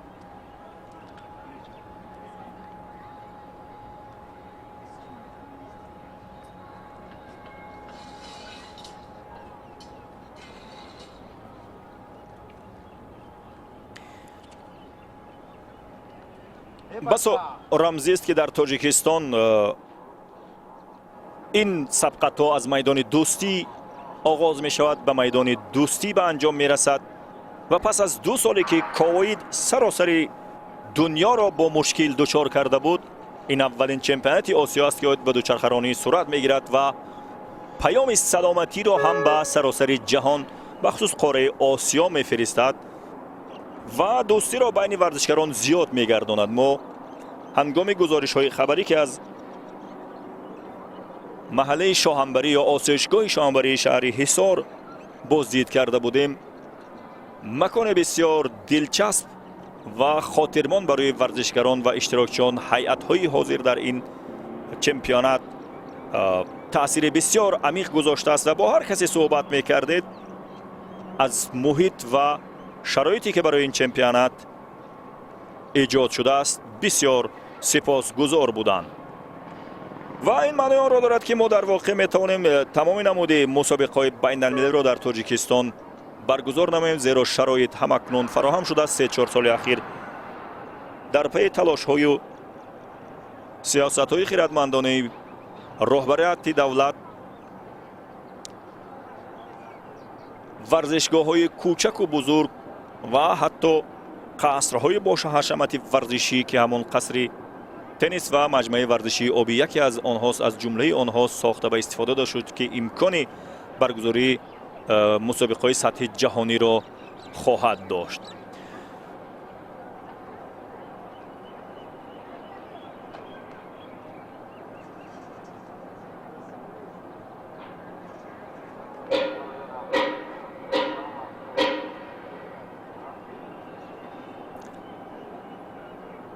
و ورزشگران کشور عراق و ایران را می‌بینید که کنار به کنار همدیگر در حرکت هستند. اینها تحت رقم 1 و 2 هنرنمایی میکنند در زیر رمندی محمد که صاحب مدال این چمپیونات الکی هست و عبدالله سلیمان وهبی از عراق.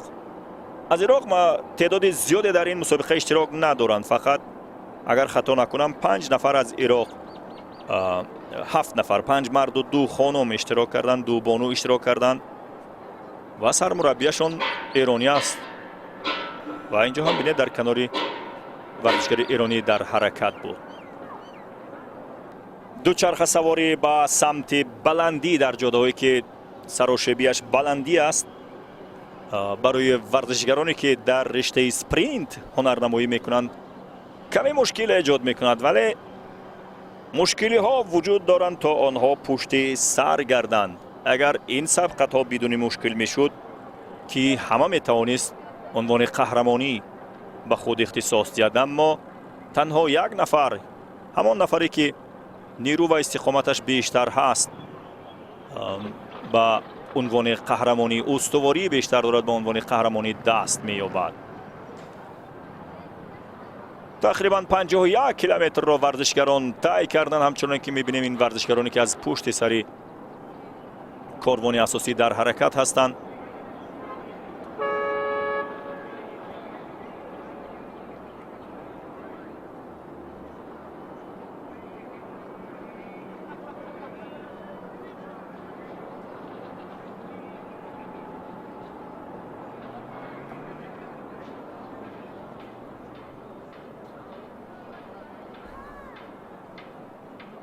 و واقعا هم اگر توجه کنید جاده‌های ما برای برگزاری مسابقه دوچرخه سواری بسیار مناسب هست. 111 کیلومتر مسافه را طی می‌کنند. 22 ورزشگر از 8 کشور جهان. دوچرخه سواران جوان هستند که اینجا هنرنمایی دارند.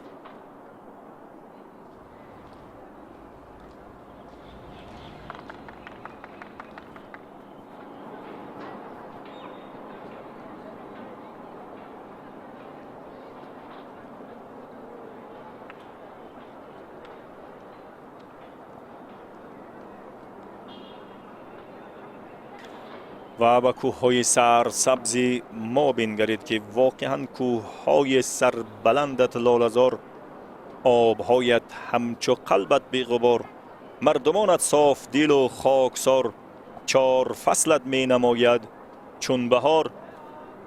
دیگر در فصل دقیقاً بهار قرار داریم و طبیعت زیبای تاجیکستان و طبیعت زیبای دوشنبه قلبی همه اشتراکچیان بازی چمپیونات آسیا آید به دوچرخه سواری در شاهراه را شاد کرده است.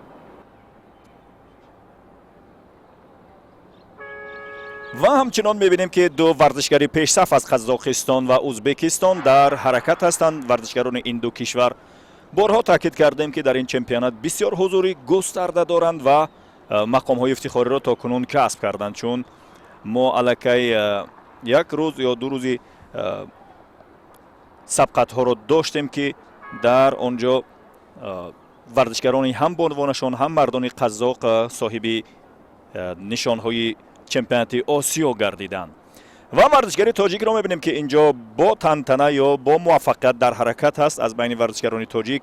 چنین به نظر می‌رسد که این ورزشگری جوان آماده تر هست. نجیب الله رستموف و در پلتون و حتی گاهی هم در آن پلتون اساسی که پشت سر پیشصفان در حرکت هست دوچرخه رانی می‌کند.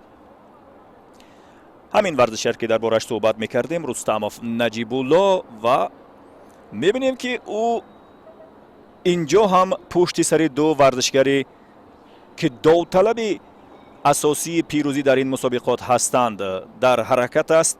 این ورزشگران هم از کشور قزاقستان ایلیا کرابوتوف و از کشور ازبکستانش را حالا برای شما خواهیم گفت. بیهوده هم مسئولان کنفدراسیون دوچرخه سواری آسیا و حتی مسئولان اتحادیه بین المللی دوچرخه رانی که امروز در شهر دوشنبه پایتخت عزیز کشوری ما قرار دارند درباره برگزاری چمپیونات یا مسابقه کوشاد یا مسابقه دوچرخه رانی کوهی صحبت نکردند، زیرا واقعا هم طبیعت و هم آب و هوا و هم جاده هایی که در کشورهای ما ساخته شده‌اند، در کشوری ما ساخته شده‌اند، امروز جوابگو به طلبات برای برگزاری هر گونه مسابقه هست و طبیعت زیبای ما با آن باز شهامت خاصی می‌بخشد. کمی دیگر اگر دیرتر این سبقت ها را برگزار می‌کردند یا این چمپیونات آسیا را، باز ما شاهد گل‌ها و لاله‌زاری در دشت و دمن رویده هم می‌شدیم. کمی بر وقت است، ولی در هر صورت سرسبزی وطنی ما الکی خودش دلپذیر و دلگرم کننده هست. همچنان ورزشگر کشور تاجیکستان، قزاقستان و ازبکستان را می‌بینیم که در اینجا از کشور ازبکستان ورزشگر فرخ اگر خطا نکنم باباشرف در حرکت هست.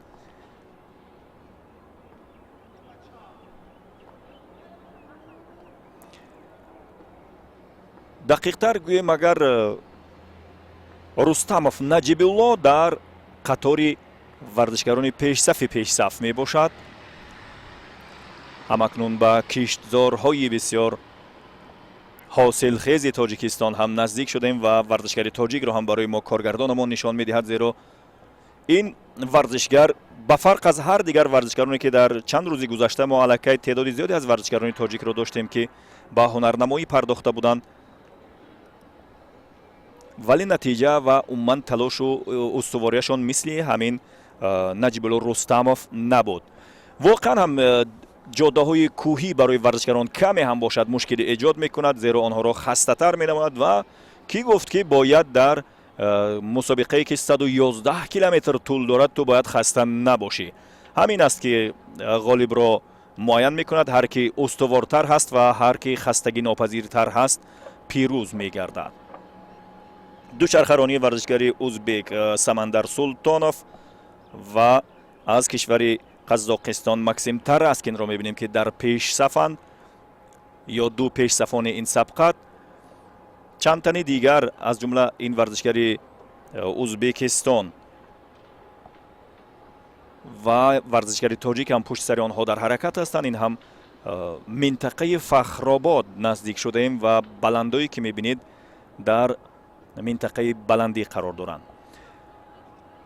فضای سبز کشور را یک بار دیگر برای ما و شما بینید نشان میدهند و واقعا هم این فضا برای دوچرخه‌رانی بسیار مناسب است. بیهوده نیست که در زمان اتحاد شوروی برای برگزاری چمپیونات SSR یا اتحاد شوروی و برای رشد این رشته در تاجیکستان که میتوانست برای حتی اتحاد شوروی هم افتخار آفرین باشد، تلاش‌های زیادی در سالهای اخیر صورت گرفته بود و امیدواریم که در تاجیکستان صاحب استقلال هم چنین تلاش‌ها صورت گرفتند، آغاز شدند پس از به اعتدال آمدن وضع کشور و همکنون صلح و ثبات برقرار بودنش. زمینه رشد این رشته به وجود آمده است و خودی همین نشست و برخاستایی که در چارچوب همین چمپیونات آسیا برگزار شدند یک بار دیگر برای ما زمینه همکاری و گسترش این رشته را بیشتر می‌کند.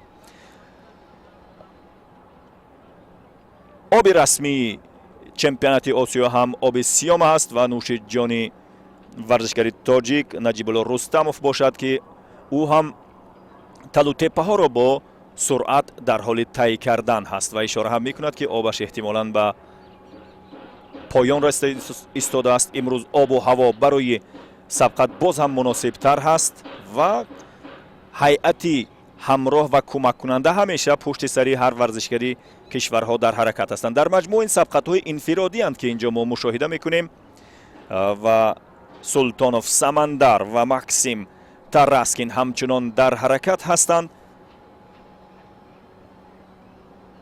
و مزرعه های دهقانان رو در آن کنار میبینیم که مزرعه سرسبز دهقان، خاک زرخیزی زرفشان، سرزمین رادمردان تاجیکستان امروز میزبان چمپیونات آسیا آید به دوچرخه سواری شاهراه هست و الکی مطمئن باشد بیش از 20 چند کشوری که در اینجا ورزشگرانشان هستند و باز تعداد زیاد نمایندگان فدراسیون دوچرخه سواری سایر نقاط آسیا در اینجا حضور دارند، از این فضا و از این آب و هوا بسیار خوششان آمده و پیغام زیبایی و سلامتی و دوستی را به کشورهای خود خواهند برد. و اگر فکر میکنید که این جاده های گالیوودی است، این گونه نیست. این جاده های معمولی تاجیکستان است که به این زیبایی است، مثل جاده های گالیوود ساخته و بافته نیست و واقعا هم این نما را بینید چگونه زیبا است. در منطقه فخرآباد در حرکت هستند ورزشگران و به نقطه از همه بلندی آن به نظر میرسد رسیدند و کمی هم باشد پس از این ورزشگر سراشیب می شود. همچنانی که می بینیم اینجا ورزشگری ایرانی در زیرمندی محمدی که الکی در همین چمپیونات صاحب مدال نقره یا نایب قهرمان گردید، پشت سر واگانوف الکسی که او هم صاحب مدال тиллои сабқатҳои инфиродӣ вақтдор ё замондор гардидааст. ва инҷо ҳам нуқтаи бозгашт аст ки аввалин гурӯҳи варзишгарон ё пешсафони ин сабқат аллакай ба самти шаҳри душанбе аз баландии минтақаи фахробод бозгаштанд ва муддатҳо эҳтимолан ҳоло ба истироҳат ҳам хоҳанд пардохт. ин ҳам ҳайати боз як корвонаки дигар гӯя мешавад, чун вақте корвон ё пелотон мегӯем дар он ҷо бояд тӯдаи варзишгарон бошад ва боз ҳам бармегардем ба мазраи сабзи сарзамини тоҷикистон ки кӯҳҳоят сар ба афлок, рудҳоят шуху бебок, мардумат дар мардумӣ тоқ. тоҷикистон тоҷикистоне ки имрӯз қораи осиёро меҳмони худ кардааст ва мизбонии бисёр хубӣ ҳам барои онҳо ироя намуда истодааст.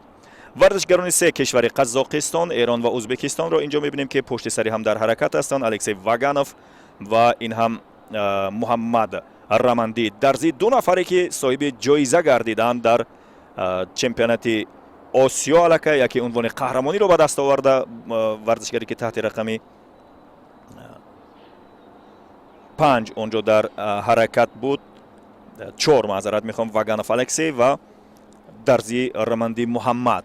ҳамин варзишгарон ки пушти сари ҳам дар ҳаракат ҳастанд дар сабқатҳои инфиродии вақтдор низ пушти сари ҳам буданд ва яке медали тиллову дигаре ноиб қаҳрамон шуд. пешсафонро боз ҳам барои мо нишон медиҳанд. ба самти шаҳри душанбе аллакай варзишгарон баргаштанд ва бояд қайд намоем ки аллакай дар рӯзҳои гузашта варзишгарони ҳамин кишварҳо аз ҷумла миёни бонувонашон тавониста буданд ки ба унвони қаҳрамонӣ расанд. аз ҷумла ҳамин алексей вагановро ки барои мо чанд лаҳза пеш нишон доданд. масофаи 24 километрро ки дар сабқатҳои инфиродӣ сурат гирифта буд дар 31 дақиқаву 415 то сония тай карда буд. нафаре ки ҳоло дар пешорӯи шумо дида мешавад алексей ваганов пеш аз варзишгари эронӣ. муҳаммад дарзи рамандӣ бошад ҳамон масофаи 24 километрро дар 31 дақиқаву 59 то сония тай кард. ҳамин варзишгари сафедпӯш варзишгари эронӣ аст. ин ду варзишгари пешсафро мебинем ки бо маслиҳати ҳамдигар дар ҳаракат ҳастанд. дар маҷмӯъ варзишгаро бонувони ин кишвар ҳам ду рӯз қабл дар рӯзи 26 март соҳиби нишон гардиданд. боз ҳам аз ҳамин варзишгарони кишвари ӯзбекистон ва қазоқистон. ана кускова буд аз ӯзбекистон ва дарья казакбай. дар маҷмӯъ дар чанд рӯзи ахир дурахшиши варзишгарони ӯзбек ва қазоқ баръало мушаххас мешавад. ҳамчунин рӯзи гузашта ҳам боз ҳам варзишгарони кишвари ӯзбекистон буданд. ман шояд хато кунам ва ё на агар анна кускова аз ӯзбекистон ҳам соҳиби медал шуда бошад, янина кускова аз ӯзбекистон ҳам соҳиби медал гардид. дар сабқатҳои инфиродӣ миёни бонувони то 23 сола дар масофаи 24 километр буд.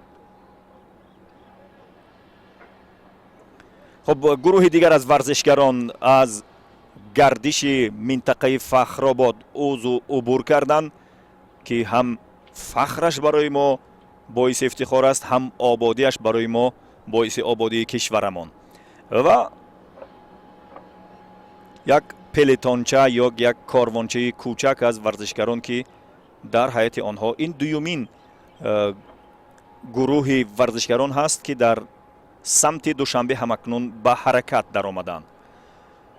бояд қайд намоем ки ду варзишгар султонов самандар ва тараскин максим дар самти пеш дар ҳаракат ҳастанд ва пелетоне ки пушт сари онҳо ҳаракат дорад ҳамин варзишгарон ҳастанд ки боз ҳам дар ҳайати онҳо мебинем варзишгарони ӯзбекистон, қазоқистон, тоҷикистон ва эрон дар ҳаракат ҳастанд.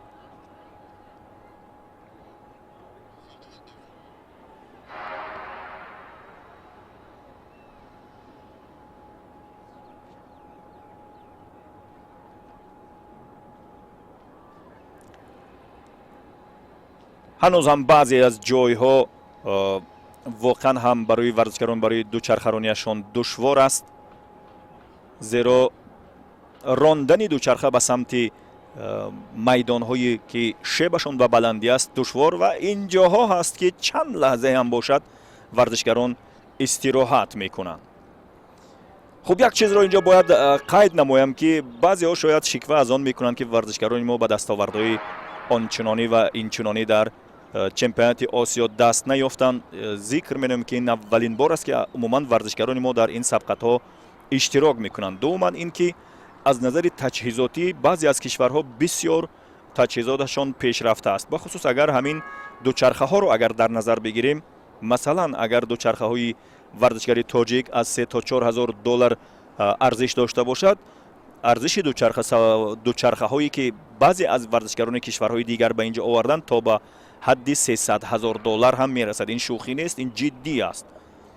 و اگر نرخ رکوردی یک دوچرخه‌ای که در طول تاریخ سبقت‌های دوچرخه‌رانی رو می‌خواهید بدانید این است که تا 1 میلیون دلار این دوچرخه‌ها نرخ دارند، وابسته به صفت، وابسته به آن امکانات و موادی که برای آنها استفاده شده‌اند نرخ گذاری می‌شوند.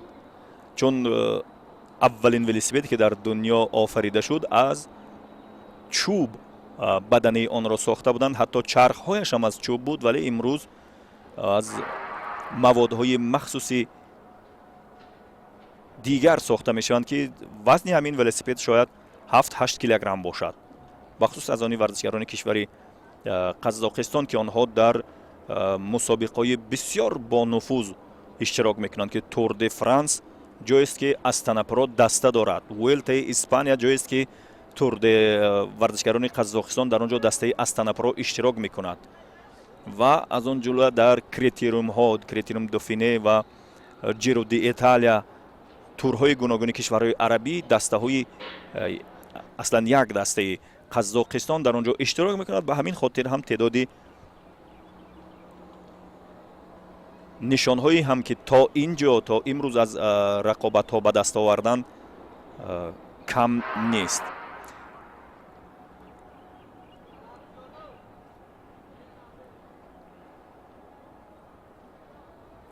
خب باید قید نماییم که پیش از این سبقت بانوان به مسافه 61 کیلومتر، یعنی بانوان تا 23 ساله در برگزار شد و در آنجا ما الکی باز هم دیدیم که مقام های افتخاری بین این سه دسته، یعنی دسته هایی که از ازبکستان و قزاقستان به اینجا آمدند تقسیم شد. در اصل گیریم تقسیم نه، صافیه کریمووا از ازبکستان چند لحظه پیش توانست که مسافه 61 کیلومتر را در 1 ساعت و 36 دقیقه و 45 ثانیه طی نمود و عنوان قهرمانی را صاحب گردد.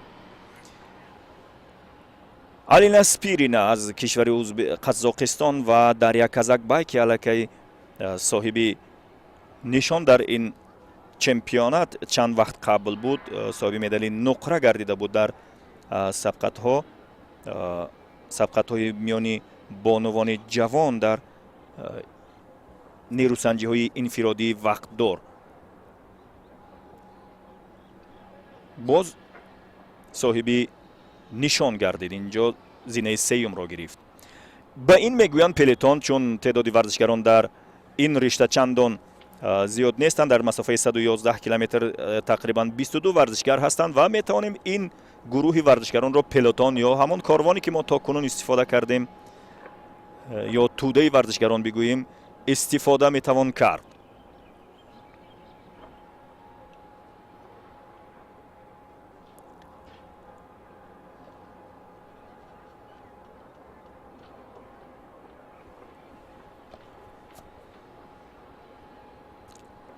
بازم تکرار شد آشامیدن و استعمال کردن چیزها به هنگام دوچرخه‌رانی منع نیست.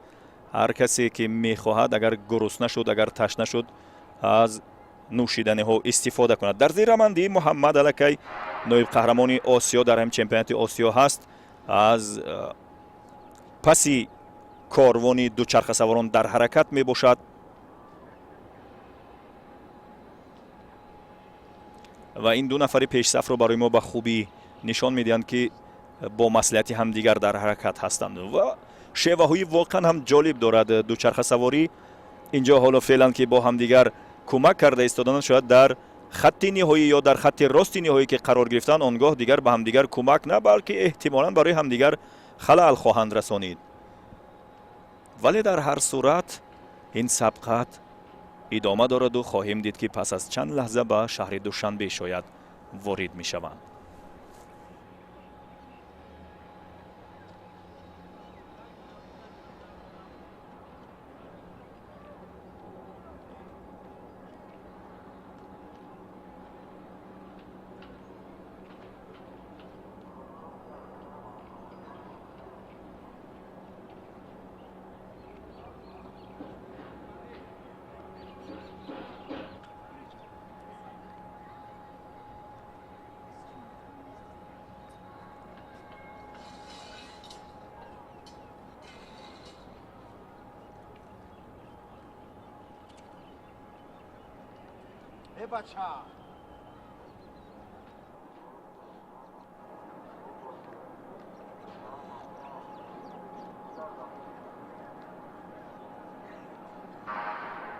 دو ورزشکار پیش صف و پیشگام این سبقت همکنون به دامان شهر دوشنبه پایتخت تاجیکستان برمیگردند و فضای بهارانه و زیبای منظره های دهات اطراف شهر را پشت سر گذاشتند و دوباره گفتیم به دامان شهر دوشنبه بازگشتند و از دروازه جنوب کشور الکی وارد شهر گردیدند و قرار است که در کیلومترهای باقی مانده سبقت بسیار جدی و رقابت پذیر صورت بگیرد. همچنان دو نفر پیشگام و پیش صف همان دو ورزشگر از کشورهای ازبکستان و قزاقستان هستند. در پلتون یا در کاروانی که از پشت سر آنها قرار داشت ما چند لحظه پیش دیدیم که ورزشگر تاجیک نجیب الله رستموف حضور داشت و نکته جالب دیگر اینجاست که هم نجیب الله رستموف و هم ماکسیم تراسکین و هم سمندر سلطانوف از ازبکستان اینها ورزشگرانی هستند که در همین ماه چند مدت در ترکیه در یکی از مسابقات دوچرخه سواری که البته برای آمادگی برگزار شده بود در مسافه های گوناگون اشتراک کردند. از جمله همین نجیب الله رستموف تاجیک که حالا شاید برای ما چند لحظه پس نشان خواهند داد، زیرا پس از این دو نفر پیشگام آنها در زمره هیئت کاروانی بعد از اینها یا توده‌ای که به خود نام رسمیش پلتون گفته می شود در حرکت هستند. ورزشگر تاجیک همین نجیب الله در سبقت‌های انفرادی وقت دار یا زماندار یا زمانی یا وقتی هم گویه می شود در مسافه 24 کیلومتر نیرو سنجیده بود و نتیجه هفتم رو به خود اختصاص داده بود. گفتم کم کم ورزشگران به داخل شهر وارد می شوند و امیدوارم که فرصت کمتری برای دانستن قهرمانان نوی آسیا آید به دوچرخه سواری شاهراه ها را خواهیم دید که این دو ورزشگر به احتمال زیاد برای عنوان قهرمانی تلاش خواهند کرد، ولی ورزشگران تایلندی و مغولستان را هم از این جایگاه ها دور نمی بینیم، زیرا آنها نیز طبق شیوه خاصی خودشان در حرکت هستند و بینید این هم پلتون یا کاروانی که هیئت اساسی ورزشگران، هیئت اساسی منظوری که از همه تعداد بیشتری ورزشگران در این کاروان حضور دارند رفته ایستادند و در بین آنها نجیب الله رستموف تاجیک هم هست. ورزشگری ایرانی محمد درزی روندی هم دیدیم که علاقه صاحب نشان نقره این چمپیونات در مسافه 24 کیلومتر میان جوانان در سبقت‌های انفرادی زمانی یا وقتی دیده شد. خب دست به دستی هم دیگر میدین، به هم دیگر هم کمک میکنند. کاری ساده نیست 111 کیلومتر رو دوچرخه رانی کردن و علاقه باز برمیگردیم به نزد بازاری به قول سخاوت. همچنان این دو ورزشگر برای از بین بردن مقاومت هوا جای همدیگر را عوض میکنند. در سبقت قبلی که میان بانوان جوان صورت گرفت بانی ازبک و قزاق همین حالت رو باز داشتند، یعنی دو نفری در صف پیش صفانی سبقت 61 کیلومتره بودند و ببینید چقدر مردم و مخلصان حتی کودکان نیز دست افشانی میکنند به ورزشگران پیش صف. همونطور که از صدای باد و نواری ما میبینید شمال خوب وزیده ایستاده است و حالا برایتان خواهیم گفت که در شهر دوشنبه وزش باد چگونه است. امروز هوا در هر صورت مساعد، هوا نه بارانی است که برای ورزشکاران هوای بارانی کمی مشکل زا می باشد، بلکه هوای آفتابی بهاری است، نه گرم است و نه سرد است. و امروز 28 مارت شمال یا باد از سمت شمال با سرعت تقریبا 1 متر در ثانیه در حرکت هست و وقتی که به مقابل هوا در حرکت هستی این چیز را احساس میکنی، وگرنه در حالت ایستاده این 1 متر در ثانیه را چندان احساس نکردن هم ممکن است. مقاومت هوا را به هنگام سرعت بلند میتوان پی برد.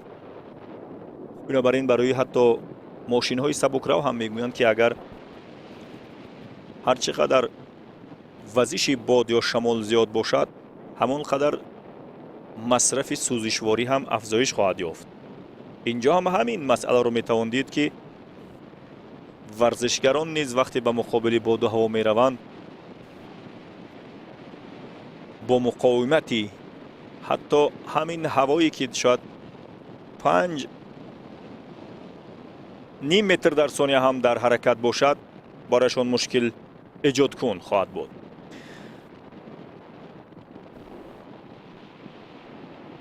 همچنان پیش صفان را برای ما و شما نشان داده ایستادند که هر دو هم گفتیم هم سن و سال هستند، 17 سالند و اگر خطا نکنم هر دو هم در همین چند وقتی اخیر در ترکیه هنر و مهارت خود را صیقل دادند. در همین ماه مارت 18 مارت ورزشکار تاجیک هم در آنجا بود، هم ماکسیم تراسکین و هم سمندر سلطانوف. البته سمندر سلطانوف در کشورهای اروپا تا 20 مارت آمادگی خودش را دیده است.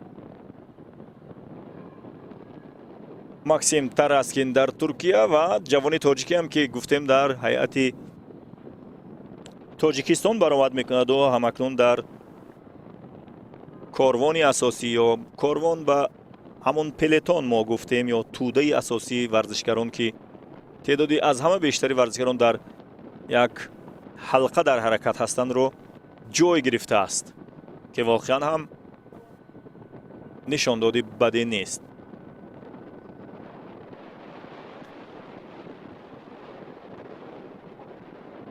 دوباره به گلگشت روبروی بینای سیرک دولتی نزدیک می شویم. ماکسیم تراسکین و این هم ورزشکار ازبکستان سمندر سلطانوف نزدیک شده ایستادند.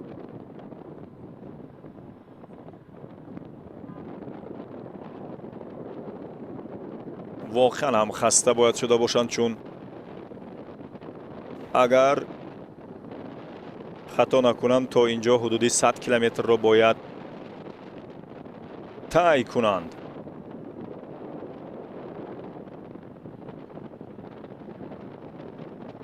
مردم زیادی هم به تماشای این سبقت برآمدند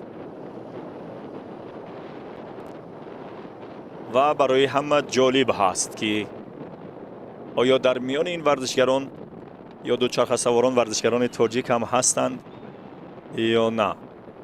حتما هستند و امروز 4 نفر هنرنمایی میکنند در هیئت این گروه و گفتیم به میدان و گلگشت نزد بینای سیرک دولتی نزدیک شدند.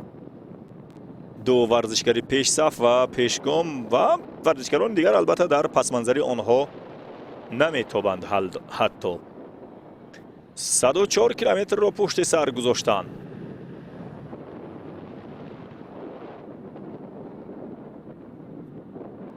دو نفر پیش صف را دیدیم که از بخش اساسی مشکل این سبقت عبور کردند و همچنان پیش صف هستند. بینید همان شیوهی که بانوان قزاق و ازبک استفاده کردند، پسران جوانش هم با همان شیوه به پیش رفته ایستادند، یعنی دو نفر را به پیش فرستادند، از پلتون یا از کاروان جدا کردند و با دیگران در نبرد هستند. در بین آن کاروانی که در عقیب‌تر در حرکت هستند حتما برای پیش راهی ورزشکاران رو گرفتن تلاش کرده ایستادند که هیچ کس به این دو نفر نزدیک نشود. در همه سبقت های گروهی چنین چیزها رو دیدن ممکن است.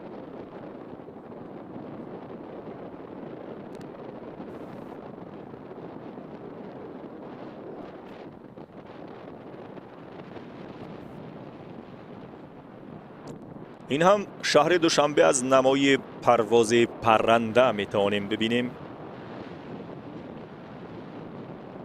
روز به روز آبادتر و زیباتر شده ایستاده است و به شهرهای معاصر آسیای مرکزی تبدیل می شود.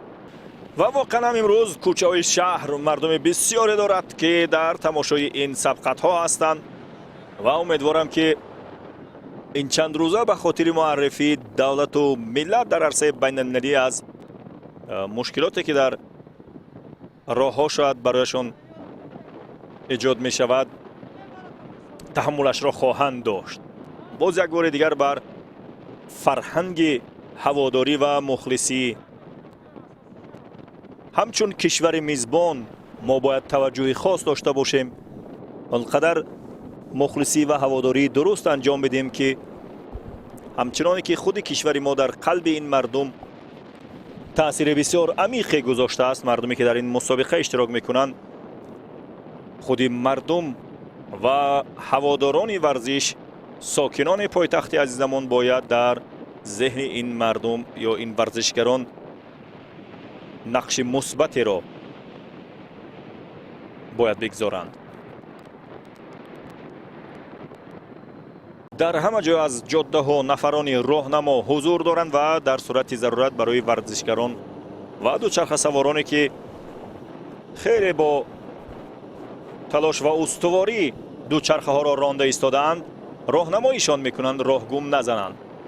و ما حتی در مسابقه های سطح جهانی و بین المللی هم گاه میبینیم که حتی ورزشکاران مشهور که تجربه بای و غنی اشتراک در بازی ها یا در مسابقه های دوچرخه سواری دارند گاه رهگم میزنند و به سمت دیگر حرکت کرده میروند. آنقدر شور و شوق و فشار به ورزشگر در این 100 و چند کیلومتر که در مسابقه های تورهای جهانی تا 240-50 کیلومتر هم ورزشکاران دوچرخه‌رانی میکنند احساس کرده می شود. خب همچنان برای ما پیش صفان این سبقت را نشان میدهند که دو ورزشکاری همسال همسین سال از ازبکستان و قزاقستان قرار دارد و با فاصله ای که از کاروان ورزشکاران در اینجا دیده می شود به احتمال زیاد باز هم همین دو ورزشکار برای عنوان قهرمانی تلاش خواهند کرد.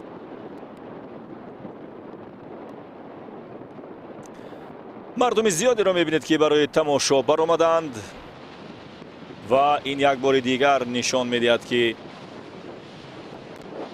شهر دوشنبه برای برگزاری این مسابقه و ساکنان این شهر هم خوب آمادگی دیدند.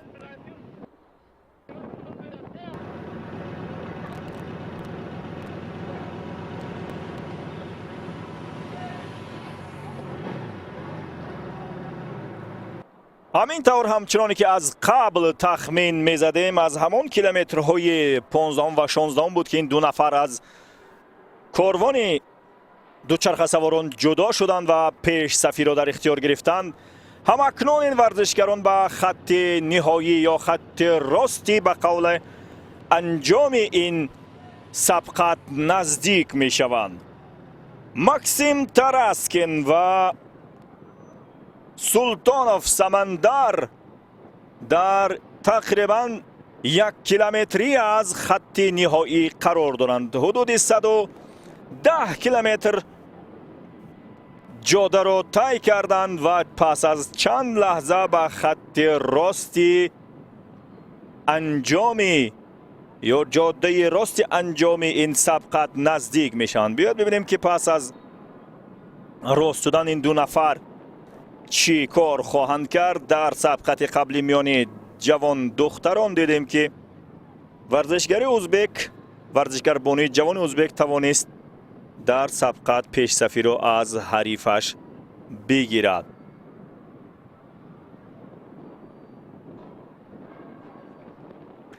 و در اینجا باید ببینیم که در این سبقت کدام یکی از آنها دست بالا خواهد شد. در آنجا ورزشگری که در رشته سپرینت بود موفق تر عمل کرد. حالا در اینجا این دو ورزشگر جوان هنوز مشخص نکردند که در کدام نمودش میخواهند باشند، چون در هیچ کدام از آنها هنوز در مسابقه بین المللی زیاد اشتراک نکردند و همکنون به خط راست یا به قول جاده که دیگر به خط نهایی میبرد راست شدند. در آن پیش معلقه میدان دوستی را میبینیم که این دو ورزشگر مارپیچان رفته ایستادند و پس از چند لحظه که دیگر ما عنوان قهرمان آسیا آید با دوچرخه سواری میان پسران جوان در مسافه 111 کیلومتر را میبینیم. حالا میبینیم که ورزشگر قزاق دیگر اجازه عبور کردن به ورزشگری ازبک را نداده ایستاده است، ولی در چند ثانیه دیگر حالا یک حمله پرشدت از سوی ورزشگری ازبک باید صورت بگیرد. در مجموع بینید هنوز هم سراسیمه نیستند. به قول شوخی و بازی کرده می آیند. راه می دهد که بگذر. ماکسیم تراسکین هر دو هم 17 سالند. هنوز پشت سری ماکسیم در حرکت هست تا نیرویش را برای ثانیه های آخر جمع کند و این سبب دارد میگوییم باز هم یک بار دیگر از پشت سری او حرکت کردن مقاومت هوا را احساس نکردن ورزشگری ازبک سمندر سلطانوف رو میبینیم.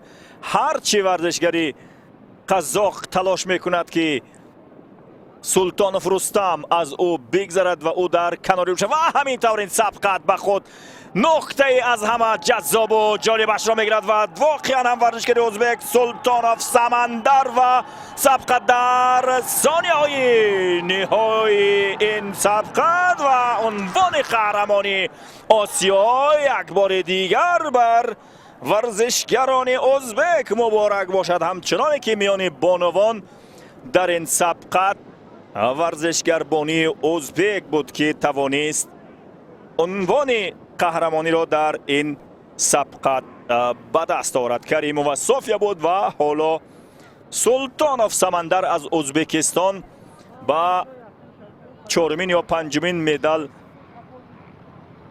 از مدال های طلای این مسابقات را گرفت. کم ناراحتی از سوی ورزشگر ماکسیم تراسکین دیده می شود که و بر این عقیده است که باید پیش راهی ماکسیم تراسکین را ورزشگری ازبک نمی گرفت. اما اینجا سبقت از جای مصلحت و مشورت و صحبت نیست. با همین مصلحت بازی هایی که تا اینجا داشتن ورزشگر قزاقستان که امیدی زیادی برای عنوان قهرمانی را صاحب شدن داشت اینجا از دست داد. سبقت باید مردانوار صورت بگیرد. سلطانوف سمندر قهرمانی آسیا آید بعد دوچرخه سواری میان جوانانی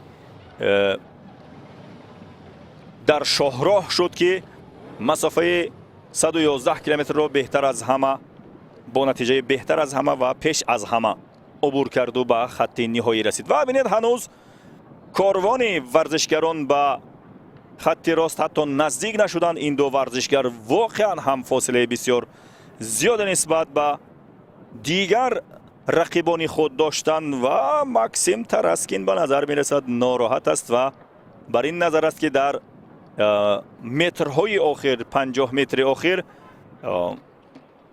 سلطانوف سمندر پیش راهی او را گرفته باشد و این درست هم است. ورزشگر در ثانیه های آخر نمیتواند راه را به شما بدهد تا شما عنوان قهرمانی را از خود کنید. همینطور سمندر سلطانوف صاحب عنوان قهرمانی آسیا گردید. با همه دلخراشی و ناراحتی هایش ماکسیم تراسکین در زینه دوم قرار گرفت، نایب قهرمان شد.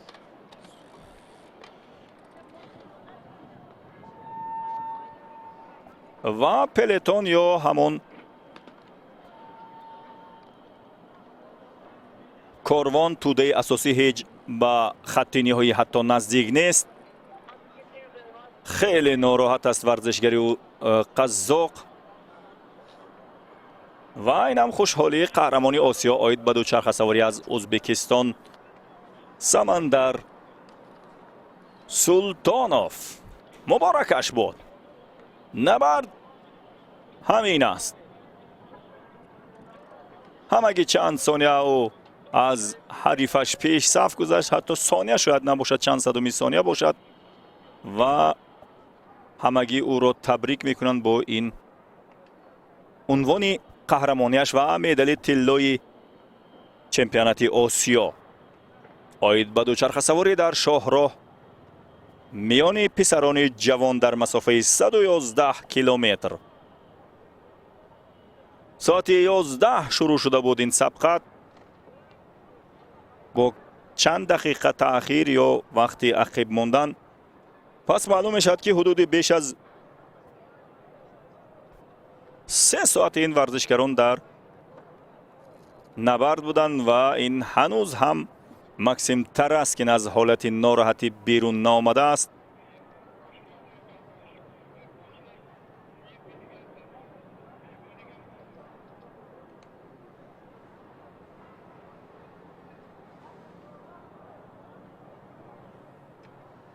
ناراحت است در هر صورت. جوان و خودش را هم کنترل یا نگه داشتن نمیتواند. ماکسیم تراسکین با دوچرخه‌ای که واقعا هم توانست در این طول 111 کیلومتر با این زیبایی و با این سرعت بلند، بینید چقدر از توده دوچرخه سواران فاصله داشتند، حالا هم نمودار نگشتند. بیاید ببینیم که زینه سیوم نصیب کی خواهد شد. در آن طرف حالا این نفرانی که باید برای زینه سیوم در تلاش باشند کم کم به کیلومترهای آخری این سبقت آنها نیز نزدیک می شوند. امیدواریم که نجیب الله رستموف در بین این کاروان حضور داشته باشد، چون در طول مسابقه تا بازگشت از نقطه بازداشتی که در منطقه باختر داشتیم او در این کاروان حضور داشت. در صفی کاروانی که اکثر یعنی تعداد اساسی و از همه بیشتری ورزشگران در آن حضور دارند. باید قید نماییم که نجیب الله رستموف تاجیک هم مثل همین ماکسیم تراسوف که امروز نایب قهرمان شد در ترکیه آمادگی خود را سپری کرده و مسافه 101 کیلومتر، 49 کیلومتر و 16 کیلومتر رو 20 رو طی کرده بود. در همین چمپیونات هم در سبقت های انفرادی زماندار یا زمانی اشتراک کرده، زینه هفتم را به خود اختصاص داده بود.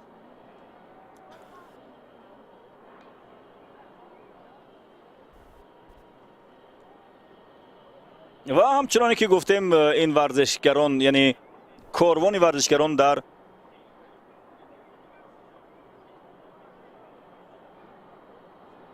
مسافه بسیار نزدیک حالا قرار دارند.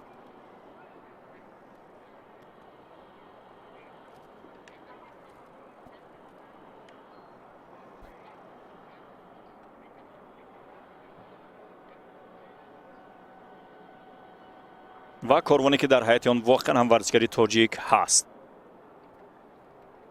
کدام یکی از آنها حالا اگر نزدیک آمدن میبینیم. باز هم برای زینه سیوم 3 ورزشگری قزاق، 2 ورزشگری و 3 ورزشگری معذرت میخواهم مغولستان و ورزشگران تایلند در تلاش هستند. همچنین ورزشگری تاجیک هم در این کاروان حضور دارد.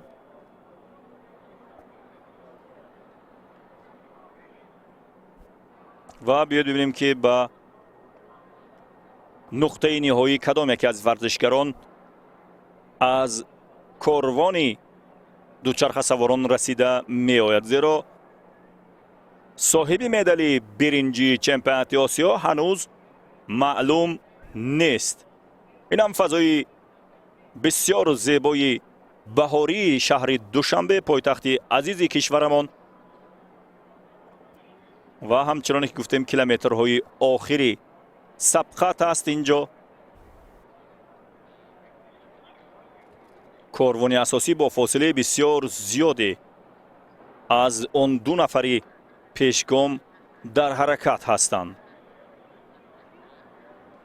آنها تقریبا 3-4 دقیقه پیش رسیده بودند و هنوز هم این ورزشگران برای رسیدن به خط نهایی فرصت دارند.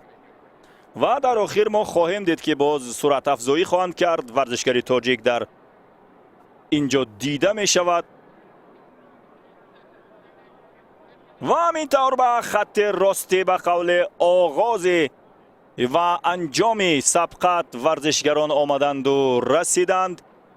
ورزشگری تاجیک هم سرعت افزایی میکند و بیاید ببینیم که در چند صد مترکی باقی مانده آیا ورزشگری تاجیک آن استواری و استقامت را خواهد داشت برای گذشتن و صاحب جایزه شدن و حداقل یک نشان این چمپیونات را برای تاجیکستان به ارمغان آوردن دارد یا نه.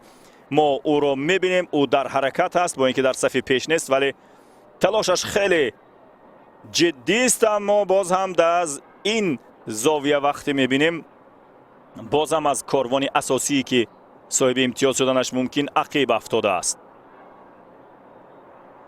نجیب الله کم کم به سمت پیش در حرکت است ولی به نظر می رسد که برای زینه سیوم هم باز هم ورزشگران قزاق و ازبک در تلاش خواهند بود و ورزشگری قزاق باز هم زینه سیوم را به خود اختصاص می دهد و این هم ورزشگری تاجیک با تنتنه به خط نهایی رسید و احتمالاً باز هم در همون زینه هفتم میان 22 ورزشگر قرار گرفته باشد.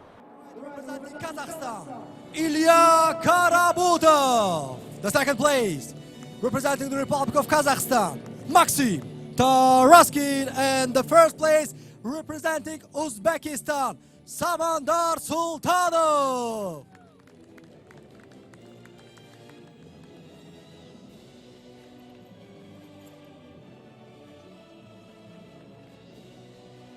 Third place and bronze medalist with the record 2 hours, 56 minutes and 50 seconds, representing Kazakhstan, Ilya Karabutov. Please welcome him.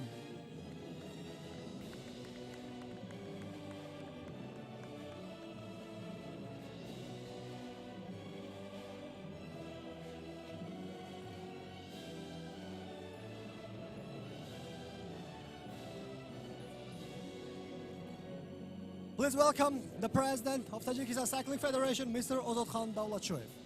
The second place and silver medalist, representing Kazakhstan with a record of 2 hours, 47 minutes and 30 seconds, Maxim Taraskin.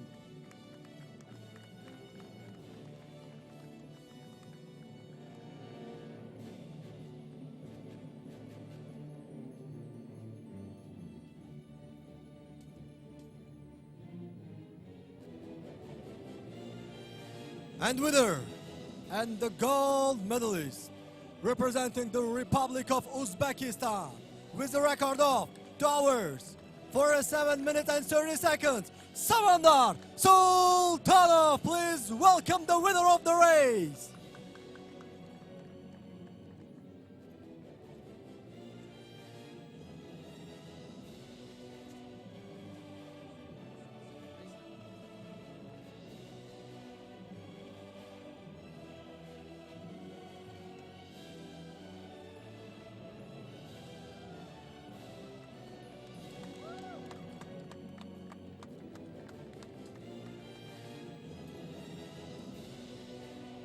And souvenirs from Executive Committee of the Tajikistan Cycling Federation for the prize winners.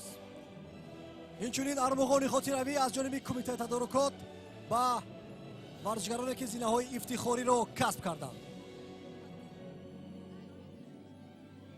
The souvenirs are presenting by the General Director of the National Olympic Committee, Mrs. Mavzuna Chorieva.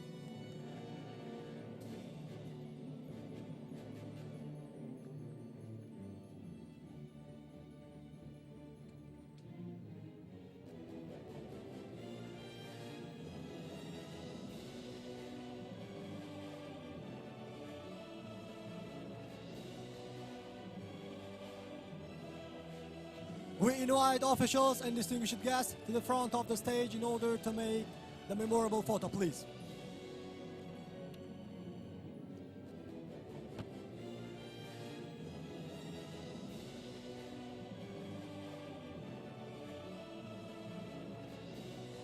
And now, ladies and gentlemen, please direct your attention to the flags and please stand for the national anthem of the Republic of Uzbekistan.